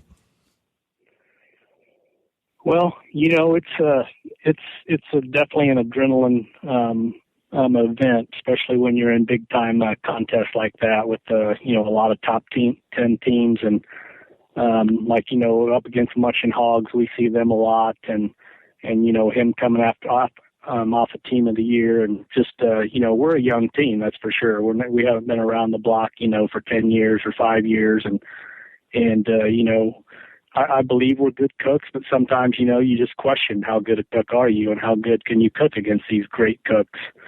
And, I really believe that, the product we turn out, it's just, I really believe in the product we're turning out, and we've really improved on our pork and our brisket. And I've just become, a more consistent cook. And with my guys on my team, I mean, we all kind of know what we're doing and who's doing what. And we just kind of, one thing that I really believe that we do well is consistency. I've got a book. If I were to ever say to a tip for any team, I write everything down, and I take notes, and I make sure that we're right on schedule. And if you're not on schedule, and if you get off track, it's so easy to get distracted. And if that happens, I mean, that can throw a whole cook off. And, that's just something I really believe in. And, I'm kind of a perfectionist myself. And so when it comes to the boxes and stuff, I don't think there's a team out there that can beat, the look that I put in the box. Now, they can beat my product, but I'm really a perfectionist when it comes to the box. And that's something that I really like doing is, decorating that box and making that meat look perfect. So when they open the box, it really gives them that wow factor. Tim Grant joining us here on the show. True Bud Barbecue, currently ranked #1 for KCBS Team of the Year, and we're talking about the Great Mall American Barbecue Systems Olathe Barbecue. That's a hell of a name there for that competition. Anything out of the ordinary this past weekend that you had to deal with, Tim? Not, we had to deal with a bunch of wind. It was a little bit out of the ordinary. We had some pretty strong wind that was blowing everything all around. But, one thing that's good for us, we're cooking on a Jambo, making sure it's covered up and the doors are blocked and stuff. I mean, that thing's pretty, it's right on, it's money as long as it's, got a fire in her. I mean, I basically call her Black Magic. I mean, she just does everything I really ask her to do. And other than that, these big contests when we go up against these teams, if I feel that I can really be consistent across all 4 meets, I've got as good a chance as anybody. All right, so let's go ahead and dive into the meets a little bit more in specific, and we'll just call them out like they do in competitions. We'll kind of go over them. So you chicken always called out first. You end up getting a 13th in chicken. Were they calling out top 10 for categories, Tim? Yeah, they were. Okay, Yep. So you don't get a call, but you end up 13th, so you're just outside the top 10. As you are kind of turning in the chicken, are you a team that is going to taste every turn in, or do you just taste some and you run others? Where are you at on that? Well, on the chicken, if there's 2 products that I feel like we can really cook, it's chicken and ribs. And I feel like, if you don't get I really feel that the chicken and the ribs go together for me. And if I get a call in chicken, I'm generally doing really well in ribs. And so when I don't get a call in chicken, I'm kind of concerned because, we turned in some great chicken. I mean, we had 3 180s last year in chicken. I just feel that that's kind of the starter. And if you don't start out well in chicken, you're playing catch up. And I feel a lot of times that, if I'm not doing well in chicken, my ribs has got to hit really good. And I kind of bring up the rear on the pork and the brisket. Sometimes I hit it and sometimes I don't. But I've really been being more consistent on those meats. But yeah, I was when I didn't get called in chicken, I was kind of concerned. All right, so as you said, you're going to have to pick it up in ribs, which you did. So you get second overall out of almost 80 teams. Were ribs on point? Did you think you got lucky, or did you think you should have won that thing?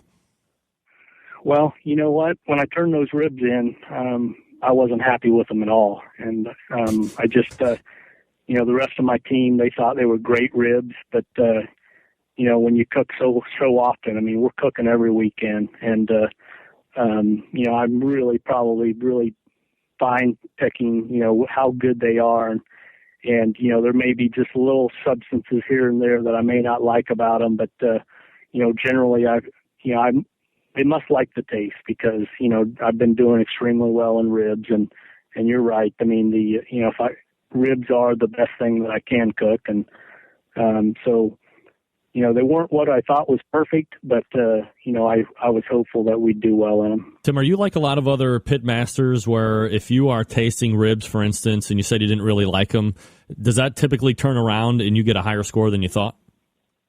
It is. I mean, I don't know how many times I've been, I've been at a contest before and they got to the top 5 and heck, I'm sending out a text. I remember this one contest in particular. I'm sending out a text to my gang, no call in ribs, and we ended up winning ribs. So, I mean, it's just sometimes, what you think is not good, it just doesn't work that way. And then sometimes when you flat out think you nailed it, the judges might think differently. All right, so we look at pork now. So you get 17th overall. So again, if we're looking at it as far as echelons of percentage of where you rank for overall out of 80 teams, 17th is great. I'm sure a lot of teams would take that every day of the week. But lowest call out of all the 4. Is pork a struggle for you? Was it just off this particular weekend? What was going on with that? I thought the pork was the best thing we cooked that weekend. So that kind of tells you, what I know. But I honestly would have ranked my ribs the last, and I would have ranked my pork the best. When I turned that box in, I thought it was very moist. I thought it was a great flavor, and it was definitely I nailed it in the box, and it just didn't hit for me. There could have been a lot of great pork cooks there. I don't really know why they didn't like the pork, but pork's been up and down for me. I either hit it or I don't hit it, and I really can't tell you why. It's just kind of me trying to figure that out. And then you get a seventh place in brisket, so another top 10 call. As you're called for third overall, are you happy with the finish? Do you feel like that you and the team might have left something on the table that you could have taken an RGC or a grand in Olathe?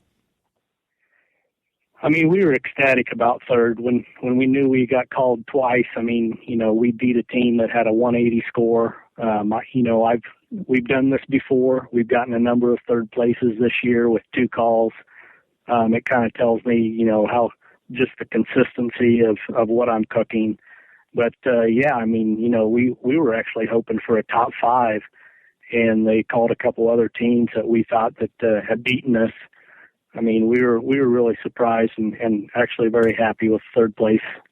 Okay, so evidently I'm saying the name of the competition wrong, and I apologize. But everybody's a lot smarter than me, Tim, as you'll come to realize about the Centralites. Is it Oltha? Am I saying it wrong? It's Olathe. Olathe. Jeez. All right. Let's just call it Tim Smith, Kansas. How about that? That's better for everybody. All right. Hey, that'll work. There you go. So Big O's had top 10 calls and everything but pork. You had 2 top 10 calls or better, and the non-calls were still good, but pork was the lowest finish for both you and Big O's. And, of course, you had KC Can Crew for that matter. Is there a shift happening in KCBS regarding the flavor judges are looking for in pork right now? Because it seems that over and over again, a team that finishes second, a team that finishes first, they might be top 10 in all 3, but pork falls out. And I'm talking like, 14th or 15th place or 20th place. Is there something going on with pork that I don't know about and the teams really need to get on the ball with here?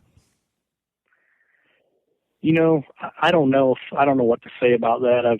I mean, when we were at the Sam's Club last year, just in October, we won first place in pork, and I'm cooking with the same recipe. I didn't change anything. I can't tell you that. I mean, I just think probably it might be, it was just the judges that day, or there was, some different profiles that were at the contest that the judges liked better. I don't think the profile's changing, but that's a tough one, I guess. You said you cook on Jambo Pit. Is that the only thing you cook on, or do you have multiple cookers in camp? I do have multiple cookers. I use a Fast Eddie only during, we used it a couple times. I've cooked ribs and chicken on it in like the cold, really cold temperatures because I struggle to get like chicken and ribs done on the Jambo if it's like the winter queue we did. If it's really cold out, I have to really adjust my times a lot on the Jambo, and that's when I might bring a Fast Eddie in and I'll cook double though. I'll cook it on the Jambo and I'll cook it on the Fast Eddie, and then we'll bring it in the tent and decide which one's better. That's kind of how we do that. Right, but once it's warmed up, all I cook on is the Jambo. Tim Grant joining us here on the show, pitmaster of True Bud Barbecue. You can find them online at truebudbbq.com. Is it truebudbbq.com? Is that the website? Yeah, that's a kind of an outdated website. I mean, you can find us on Facebook at True Bud BBQ Team. I mean, that's pretty much where we update everybody is on Facebook anymore. Yeah, of course, that's where everybody goes. Tim, let me ask you one last question before I let you go. You're experiencing a lot of success. You're winning a lot. And it seems lately, and by lately I mean 3-4 years now, success for teams means them jumping into giving barbecue competition cooking classes as a portion of a business or a revenue stream generator. You guys doing that? Are you looking into doing that? What's going on? I don't think we're looking into it at this point in time. I mean, we've had some requests about it, but, basically, maybe after I win some bigger titles or something, I'm kind of after, team of the year and winning some other categories before probably I consider that. All right. So I was going to ask you that. You're currently ranked number 1 in KCBS team of the year. If this kind of holds out towards the last 5-6 months and you're still in the hunt, is something you guys are making a concerted effort to try and get that title for 2012? We started out 2012 after that title. So, I mean, we've got 6 wins already towards the Jack, and, we're really looking for that 7th win so we can get into the Jack. And, we're all about making team of the year, that's for sure. Where are you going to be competing at next, Tim? We're going to Valley Junction in Iowa. We'll be there this weekend. All right, so you know what happens. You come on the show, especially first-timers. It's a foregone conclusion, Tim, and I'm not speaking out of school here because it just happened with Memphis and May. You're going to win that competition this weekend. I can goddamn guarantee it. So you can chip me off like 10% of the winnings. It's called the Show Karma. I don't know if you're familiar with it, but you'll see exactly how it works this Saturday. And I'd wish you good luck, but you don't need it. So everybody in Valley Junction better look out for True Bud Barbecue because Tim and the boys are coming to get you. And they are currently sitting atop the KCBS Team of the Year standings right now. And, of course, we'll see how it plays out for the rest of the year. Tim, I appreciate the time tonight. Thanks so much for coming on. Hey, Greg, thanks a lot, and I like the way you think. I do appreciate the time. You got it. There he is, Tim Grant, True Bud Barbecue. And can you imagine if they go to Valley Junction? I don't want to preface this. If they go to Valley Junction and they win. So first of all, that's a team that shows up and people are probably already like, oh man, True Bud's here. We're never going to win now. They're going to win. Now they have Show Karma on the side. Can you imagine the mob scene that will be taking place in this country if another team comes on and then the following weekend takes grand championship at their particular competition? I will be paying particular attention to Valley Junction. I suggest you do the same because the believers, the naysayers are out there. It doesn't work. That's just phooiness. Incorrect. You watch. You watch. And now I'm about to seal in the juices for another show sponsor. You lame asses. If you guys are like me, you're always trying to think of ways to step your barbecue and grilling game up. No better or easier way to do that than by adding a little Butcher Barbecue to your arsenal. Now, here's some validation before you head on over to butcherbbq.com to order. Top teams and men and women in the KCBS, FBA, IBCAA using Butcher's Barbecue products weekend in and weekend out. How about the fact that the pitmaster of Butcher Barbecue uses Butcher Barbecue products? All that did was get him third overall KCBS Team of the Year last year. Do I need to say more? I don't think I do. We all know that Butcher's is well known for the injections, the pork, the beef, now this prime injection, which has combined all things loved from their beef injection using its award-winning flavor enhancer and its ability to keep your brisket juicy. They have combined it with what has become the competition standard in beef flavor. It's available for sale right now on ButcherBBQ.com. Dave uses it. ButcherBBQ.com. Now, perhaps you're looking for a go-to rub or sauce. Central Lights, you have hit the mother load right here. Butcher Barbecue, a full line of award-winning rubs. One of my personal favorites, that steak and brisket rub. Just use it on some steak over the weekend. Grab some honey rub as well. It garnered a lot of attention on the internet last year. Or try that premium rub, especially if you inject with Butcher's Barbecue, because it's formulated to work with the injection. A perfect 1-2 punch to impress judges and friends alike. And last but not least, gang, you know what I'm going to talk about. That Butcher's Barbecue sweet barbecue sauce. Look, when it comes to barbecue sauce, I am as finicky as it gets. Butcher's sweet sauce wins in each and every category for me. Not overly sweet, got a nice hint of tang, just the right amount of back-end heat for crying out loud, no liquid smoke. Dave Bosca took the time and effort to make a quality sauce, and he didn't take the easy way out like most people do when they add that crap called liquid smoke. Go grab a box of 6. They will fly off of your shelves, I guarantee it. No worries on breaking the bank when it comes to shipping either. Orders at $55 or less, ship at $7 US. $56 and up, ship at $9. Cheap. Head on over to ButcherBBQ.com. Stock up on everything. ButcherBBQ.com. Butcher's Barbecue. Always trust your butcher. All right, we're going to come back and talk to my favorite guy to talk barbecue with, Fast Eddie, coming up. You're listening to the Barbecue Central Radio Show right here on the Barbecue Central Radio Networks.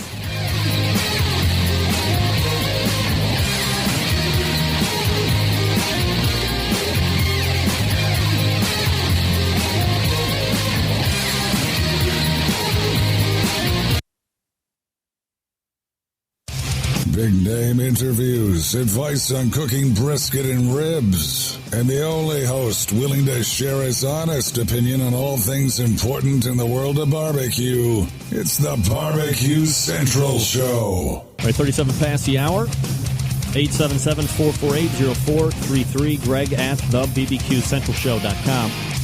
Helping me close the show tonight, one of my favorite guys to talk barbecue with. Hardcore fans know he was one of the 4 original Barbecue Roundtable Brisket Edition panelists. Created the FE line of cookers that have won numerous awards over the years. And here to talk about the Barbecue Hall of Fame, amongst some other things. Fast Eddie Martin joins me here on the show. Eddie, what's up, buddy? Hey, Greg, it's been a while since we've sat down and talked. Dude, it's like every time we talk, the technology on the show gets even greater. I mean, who would have thought Fast Eddie would be on the show via Skype webcam with the 1,000 billion awards sitting there next to him and behind him? That's like the only thing next is like regular TV, right? Oh, man, you got to put those damn things somewhere. The dust is, I don't know what you do with them. You know, you hate to throw them away, but, someplace to store them anyway. You could get called for an interview like this, and now they are on Plowed Display doing exactly what they should be doing, giving you props.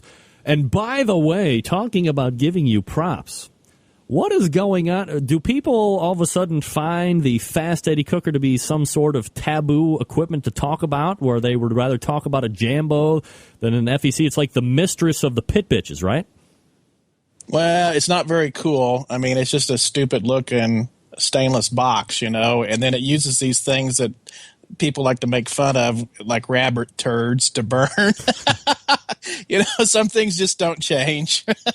I guess. Ed Martin joins me here on the show. Eddie, I mentioned in the intro that you were a part of probably the most popular podcast I ever recorded, the very first Brisket Roundtable that also included the likes of Leanne Whippen, Ray Lampe, Jim Minion. They were also on the panel. Can you believe that was recorded in February of 2007? 5 years have elapsed, and I still get emails, probably 15 or 20 a week, saying how great that particular roundtable was. Can you even believe that it has went on that long and that we're still getting positive reinforcement and encouragement on those roundtable shows?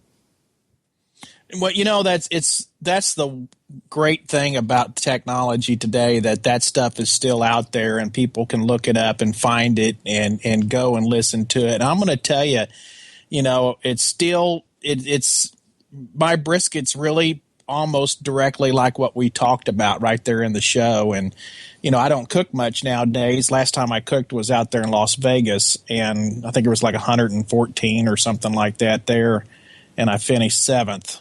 And I still use the same techniques and everything exactly, and did everything just like I always used to back in the day. Fast Eddie joining me here on the show. All right, Eddie, so I wanted to bring you on to talk a little bit about this Barbecue Hall of Fame. I know there's been a somewhat crappy online version of the Barbecue Hall of Fame for the past number of years, but in March, the American Royal bought the rights and the website and is looking to really move ahead with this idea. Do we need a Barbecue Hall of Fame? Do we need a Barbecue Hall of Fame, Eddie?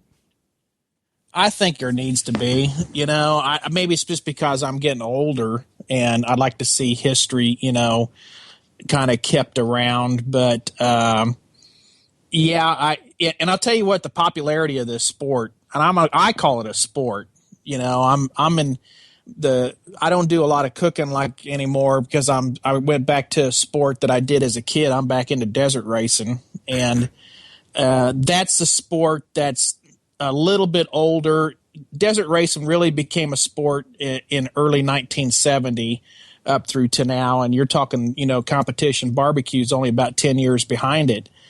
And I'll tell you what, competition barbecue's 10 times or 100 times bigger than desert racing is.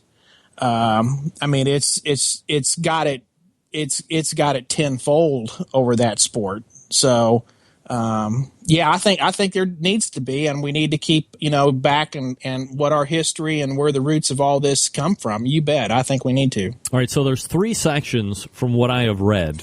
There's a great reporter who I'm actually trying to get on the show, kind of help me break it down over the last couple days. but there is a pitmaster induction portion. There is a business/industry portion, which you'll probably get in with, and a celebrity induction portion. And I'm on board with the first two. I think that kind of relates to exactly what you were talking about, remembering the roots and preserving the roots and the things that have been accomplished over time, so people that come well after us will be able to look back and see how the sport has grown. But the third one is kind of weird for me, and we'll break down the new class of inductees for 2012 here in a moment. But are you good with a section for the Hall of Fame in regards to celebrities? I mean, it's pretty vague, right? It's pretty vague. What is a celebrity barbecue guy? I don't know. Eddie, you're looking right at him, baby. Yeah. No. What is it? What? I don't get it myself. I mean, is it Al Roker? Al did a lot of stuff on the Today Show back in the day, and he's been down in Memphis and things like that. I mean, he hasn't done much lately, but there's a good example. It's been several years ago. I don't know. I don't get it neither. All right, so let's break down the inductees. I'll leave the celebrity inductee for the end because I want to share my take with you about it, and then maybe you can expound a little bit more on what your deal is with that. First one is the business inductee, Henry Ford, which is actually somebody that you mentioned when we were corresponding about the segment. Long recognized as the guy who brought charcoal to the masses, helped kind of bring about Kingsford. No argument from me on this one. How about you as a pellet guy? No, I felt like when they first started to do the online thing, and it came to be, I thought Henry Ford should have been top of the list. I mean, without him, I understand there's an argument now whether or not he was the guy that did the patent and all, and I guess he probably wasn't. But he's the one that made cooking with charcoal popular. And if without him, think of what the backyard cooking would be like today. I just think he was the predecessor to what 99% of everybody uses and does. It's weird because like Kingsford and I said, there's some things that you kind of assimilate with each other. And for me, I hear somebody say Kingsford, and whether I'm doing it subconsciously or whether I'm actually talking about it, the next thing out of my mind or in my mind is Weber. Do you have the same thing with that? Yes, I do. I think Mr. Stevens has got to be in the next. I'm surprised he's not there yet. And when people think barbecue, Weber comes out of their mouth. They're the number one. They're the biggest. He along with the charcoal that Henry Ford made popular, the next thing that it was able to take that charcoal and choke it down and operate it and burn it in air, and with his kettles, the design. Those two gentlemen together really is what made the biggest difference in the industry. And how can you not have Stevens, be in the Hall of Fame? I don't know. Fast Eddie Martin joining us here on the show, creator of the FE Cooker, also the Pellet Grill, which we'll talk about here towards the end. So we'll move away from business. Business-wise, I mean, would you like to see, the Weber, the Stevens get inducted for next year's class for 2013 for business? Oh, absolutely. Definitely. I would think, he's got to be up there he's got to be on the short list. There's no doubt about it. I would hope to see him in there in the next year or two for sure. All right. So we move on to the next portion of inductees, which is the Pitmaster inductee. Johnny Trigg is going to be in this year. Obviously, Smoking Trigger is Pitmaster. Johnny has been on this show a few times. He is kind of like one of the go-to barbecue TV people, especially for John Marcus. And he's done barbecue a long time. To be honest, I don't actually remember the last time Smoking Triggers actually won like a grand in anything. But look, the 10-year, the championships that he has won without question, beyond reproach. Any problem with Trigg getting it? No, I mean, he's well-deserving. There's no doubt about it. I mean, he's a good choice. He's getting up there in the years. I'd much rather see guys get into the Hall of Fame while, they can still enjoy it instead of when they're gone. I mean, I think he's a great choice. There's no doubt about it. I think your mention about Myron Mixon, how do you not put a guy like that who's put his heart and soul in that industry and did what he's done and just exactly what you said, all different organizations.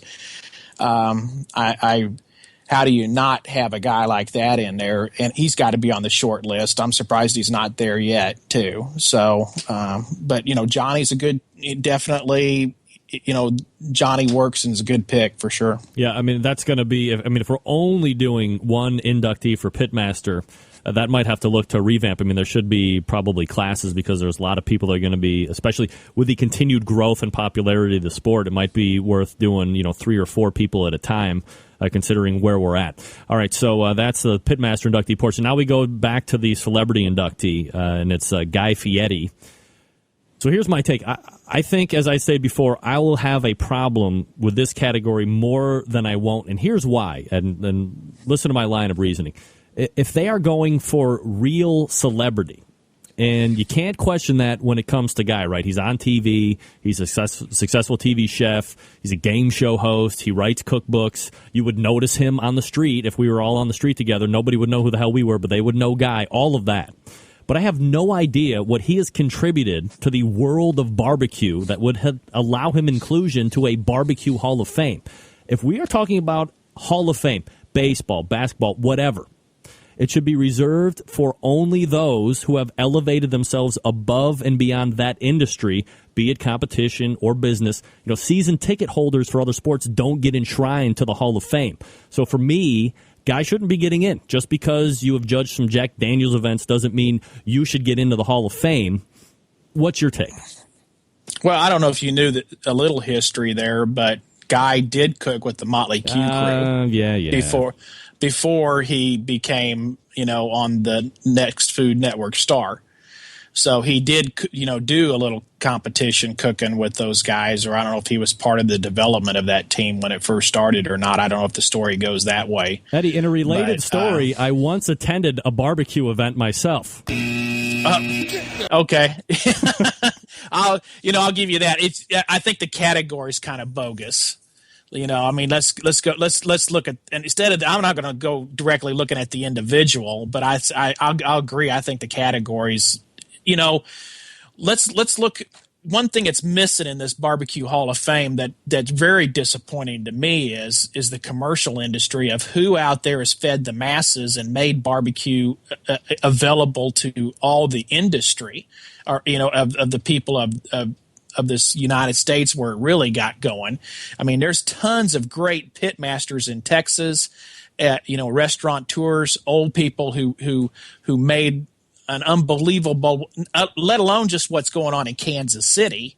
Okay. I mean, with the name of Gates and folks like that, or Henry Perry and those things. I think the category should have went that direction wholeheartedly way before it ever even thought about going to be celebrity.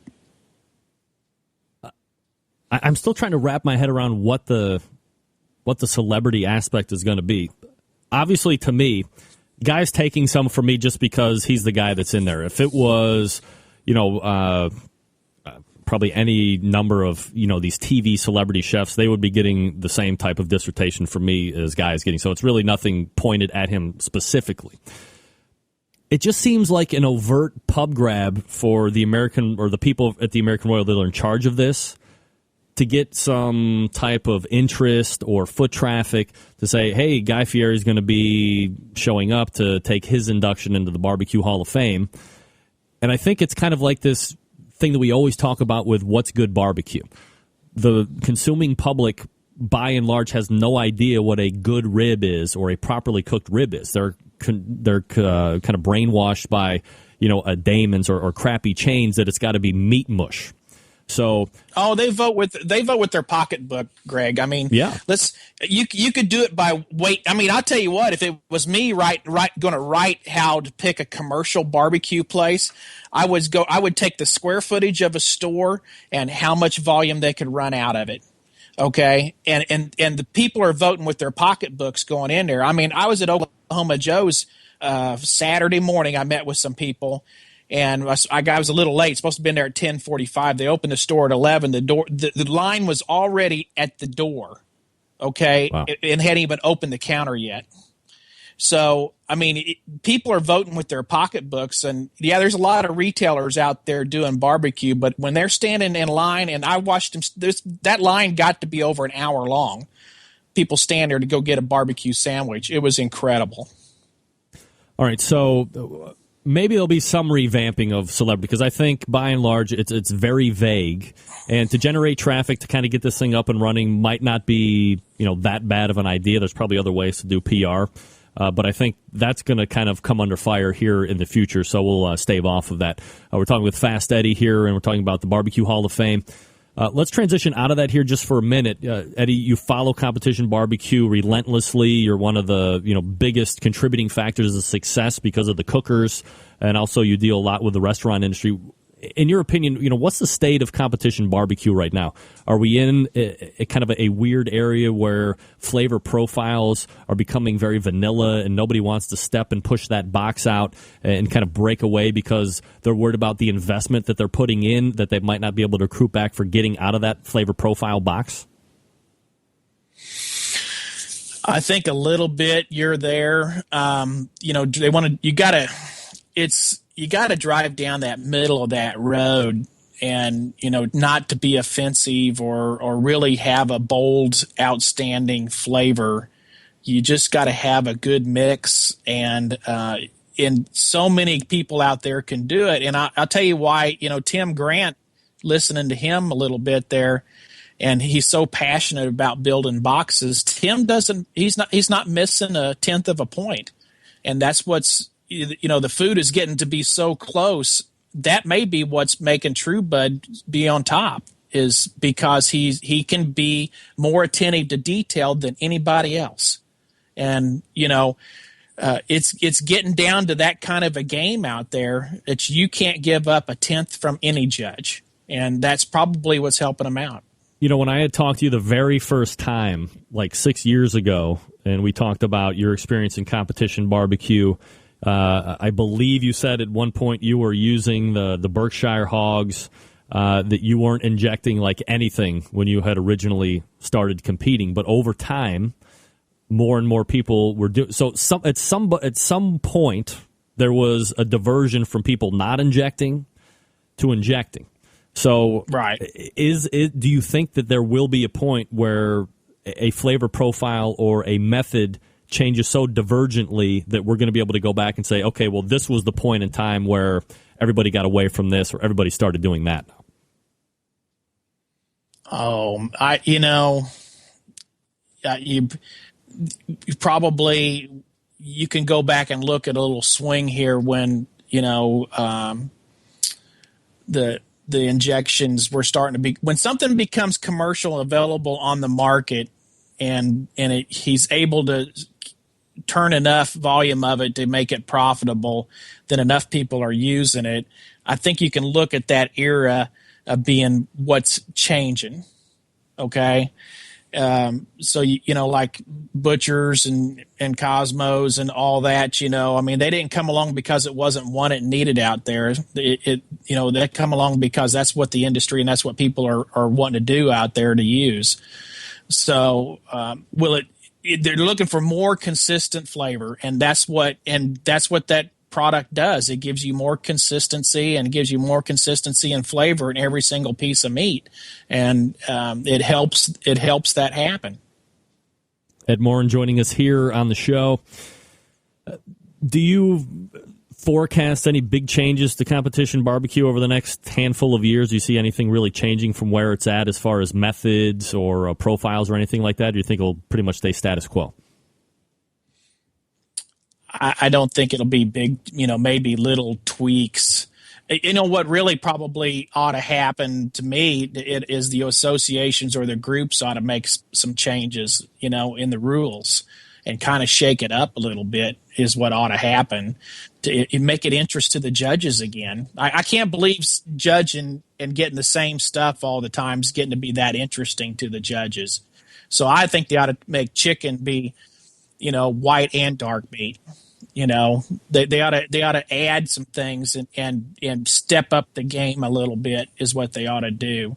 And I mean, come on, we're back to making pork tenderloins out of pork butts. Right. It's kind of gone reverse. I mean, all you're doing is cutting the money muscles out now, and it's basically just about like pork tenderloins were back in the day, and that's what you're serving and turning in. You know, you ought to have to stipulate that I got to have pulled pork, I've got to have sliced pork, and I need to see the bone or something. I mean, I think the rules need to be shaken up and put some interest back in the categories. There's been a lot of talk over the last, year or so about this whole pork parting, and should there be a rule change? I think they put it to some kind of a preliminary vote on the last KSBS board meeting about being able to put the parted pork back on a cooker 30 minutes before turn-in to heat it up, and that was voted down. I mean, we splitting hairs here or what? You can't. You're talking about stupid stuff that you can't enforce. So why even be talking about it? Why don't you just put it out to open it back up to any cut of pork? That's what it's gotten down to be. It wasn't the idea. I was on the board at the time when we went from any cut of pork to it being shoulders or butts, okay? Because that was determined what pork barbecue should be, because it's a cheap cut of meat. That's what it ought to be. So I think it being they've gotten down to where it's getting parted out and it's just getting to be one muscle cut set in a box, and you're not able to do anything about it. Well, let's just go open the category up and make it any cut of pork other than ribs. Fast Eddie joining me here on the show. That's right. Open it up, and we'll see what happens. Before I let you go, Eddie, give me an update on that Fast Eddie pellet cooker. Where are we at with that right now? Well, I know we've been all around it. It's gotten real popular, what I've manufactured with Cook Shack now, and we're having to keep rework our manufacturing lines because we can't keep up with production. So we've done all this without any advertising at all. And I really like to turn the gas on this thing, but I can't because we can't get enough product manufactured at the moment. But I did license another manufacturer, and hopefully you'll start seeing it in the heavy hardware store and Lowe's and maybe Home Depot. They're a core vendor for those organizations, and we'll see if it ends up there. It's no guarantee it's going to be in there. We did have it at the HPBA show, and it's with Englander Stove Company. They're real excited about the project. One of the things we're going to do, and the market is demanding it, Greg, is that unit will be the only pellet grill that'll have a safety testing on it. So I'm real excited. It does not have my name on it, but it is I did license in my patent. What does a safety testing mean? What is that about? That's like UL. It means it's been through a safety lab, and they've determined that it's a safe product to have. And see, I'm all safety tested for my commercial stuff, and I had to do that. And I actually had to change the feed system from what Traeger's design was to be able to meet what their needs were. They do not allow that direct feed system where it's the auger into the fire pot. You have to separate the fuel and the burner is one of the stipulations they want. So we're way ahead of the game on that. And I think, we had been talking about this thing for like 2 years, I think, maybe even longer than that. You were probably in the, $18 to $2,000 range, or we still at that type of a price point, or has it come down a little bit? Well, the PG 1000, which is all insulated, a real nice 200 and 300 series stainless unit, is $25.95 list. Now, the PG 500, which we just came out with the first of this year, and it's a non-insulated dual doors. It's listed at $14.49, and the unit that's come out of England Stoveworks, which is a painted unit, it's going to right about the $1,000 range. And that could be in your Home Depots or your big box stores here pretty soon. Well, I'm not saying it's going to get there for sure, but you'll probably see it in the big heavy hardware market somewhere in 2013. They are a core vendor for those two organizations, and they are doing everything to meet their needs, including the safety testing, which is what they wanted the unit to go through. All right, so hopefully... So it's not to say they pick it up, but we're doing everything they can, so they will. All right, so let's hopefully hope that actually comes to fruition. We are talking with Ed Marin, created the Effie line of cookers, also that pellet grill, which is pelletcooker.com. And he teaches some classes every once in a while. You can also find him contributing to this show as well every once in a while. Eddie, always appreciate the time. Thanks for coming on tonight talking about that Hall of Fame thing. Hey, man, let's do some roundtables again, huh? Let's get it on, right? Absolutely. You bet. Thanks for coming on. There he is. Fast Eddie. Love talking barbecue with that guy. He's going to give you his opinion now, and that's what I like. All right. How do I want to do this? I'm over, which is fine. Let's do this. I'll read it, and we'll just go right in. All right, gang, let me talk to you very quickly before we wrap up the show about Tasty Licks Barbecue Supply. There are unsavory businesses and creeping marauders at each and every turn on the internet. I think we can all agree on that. But sometimes you are looking for barbecue or a grilling item that just isn't stocked anywhere in your hometown or the next town over. And your options have become very limited, and now you're forced to go online and buy the item that you want or go without it. That internet grip sets in, the hands start to sweat, your neck tightens. You've been screwed up on the internet purchases before, and you don't want it to happen again. After all, this is your hard-earned money that you are spending. You need to feel confident that your company that you're buying from is honest and fair. And that's where the good news happens. Fred Bernardo, the gang over at Tasty Licks Barbecue Supply relieve you of the internet buying stresses. Tasty Licks has one of the most complete inventories of barbecue and grilling items anywhere on the face of the earth. All of the items that you see on the website are in stock. They are ready to ship to you directly. Now, are there other places on the internet you might have an item cheaper? Perhaps. But are you 100% confident that you are actually going to get the item that you buy? More importantly, how long is it going to take to get to you? All great questions that no one can answer with 100% assurity. And that's why when you buy from Tasty Licks Barbecue Supply, the items are in the store. They are ready to ship to you promptly, and everything in the store is priced fairly. Now, Tasty Licks carries grills, smokers, ceramic cookers, electric cookers, various charcoal types, wood chunks, chips, cookbooks, accessories. If they don't have it, you don't need it. On top of all that, Fred carries many of the other show sponsors in his store as well. So if you are almost doing this like 2-for-1 thing, you're shopping at a sponsor and you're buying sponsors' products from a sponsor. The best of both worlds. Don't forget that Tasty Licks has their own line of barbecue rubs and sauces as well, so be sure to try those. Head on over to TastyLicksBBQSupply.com. That's TastyLicksBBQ.com. Let the confidence exude from you as you make your online purchases, and then enjoy your items upon delivery. Don't forget, Tasty Fest is coming up in a number of weeks. Go to the website, check it out, get all the information. That's their Egg Fest that they hold in Shillington, Pennsylvania. You can buy used eggs at a deep discount right there after the whole thing has taken place. Again, the website, TastyLicksBBQ.com. That's TastyLicksBBQ.com. And I will come back in 2 seconds to wrap this show up. Stick around. We'll be right back. Get in the smoke. Call 877-448-0433 to get on the air. Now, here's your host, Greg Rempe.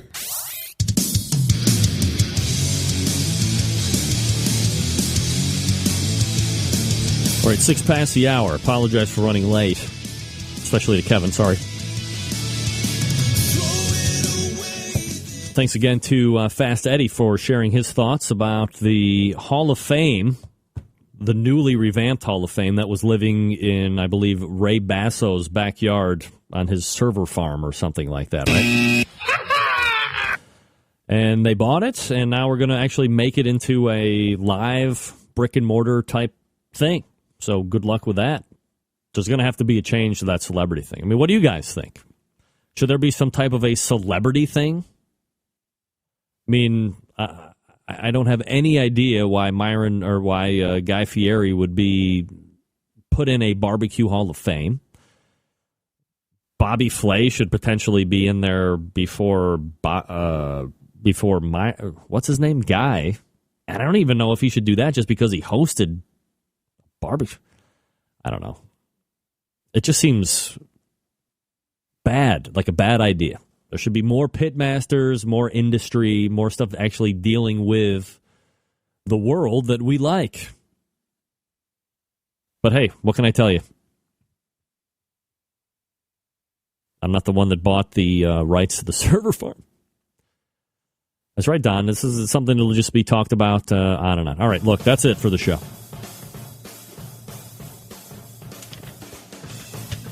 I want to thank my guests tonight. Melissa Cookston joined me way back at 9:14. After that, it was Ted Reeder talking about Beerlicious. Melissa was talking about her win at Memphis in May 2012. 2 in the last 3 years. They won it in 2010 as well. Ted Reeder talked about his book, Beerlicious, now available on Amazon. It's less than $30. It's a good read. I got my copy. My recipe's in there, page 109, Drunken Sirloin, or whatever the hell it's called.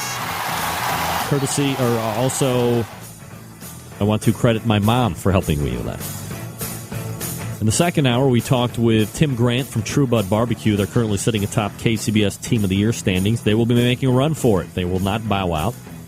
There is not any type of outside interests that they have. Also, closing out the show, Ed Marin from pelletcooker.com. He has partnered up with Cook Shack again and some other company to make those grills. Also, the Fast Eddie line of cookers continues to reap awards on the circuit.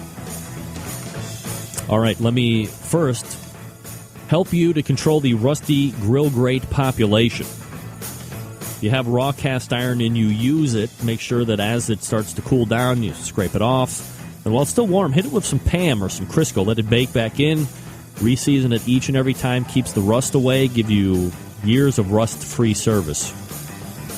Pass it down to kids if you want to. Also, September 11th, 2001, I will never forget. And I know you won't either. Thanks to Ray for that again. Also, thanks to Patrick for this one right back here. Jam-packed show next week already. Dr. Barbecue in tow. Until next Tuesday at 9 p.m. Eastern Standard Time, this is your program host and proud U.S. American, Greg Rempe. Good night now.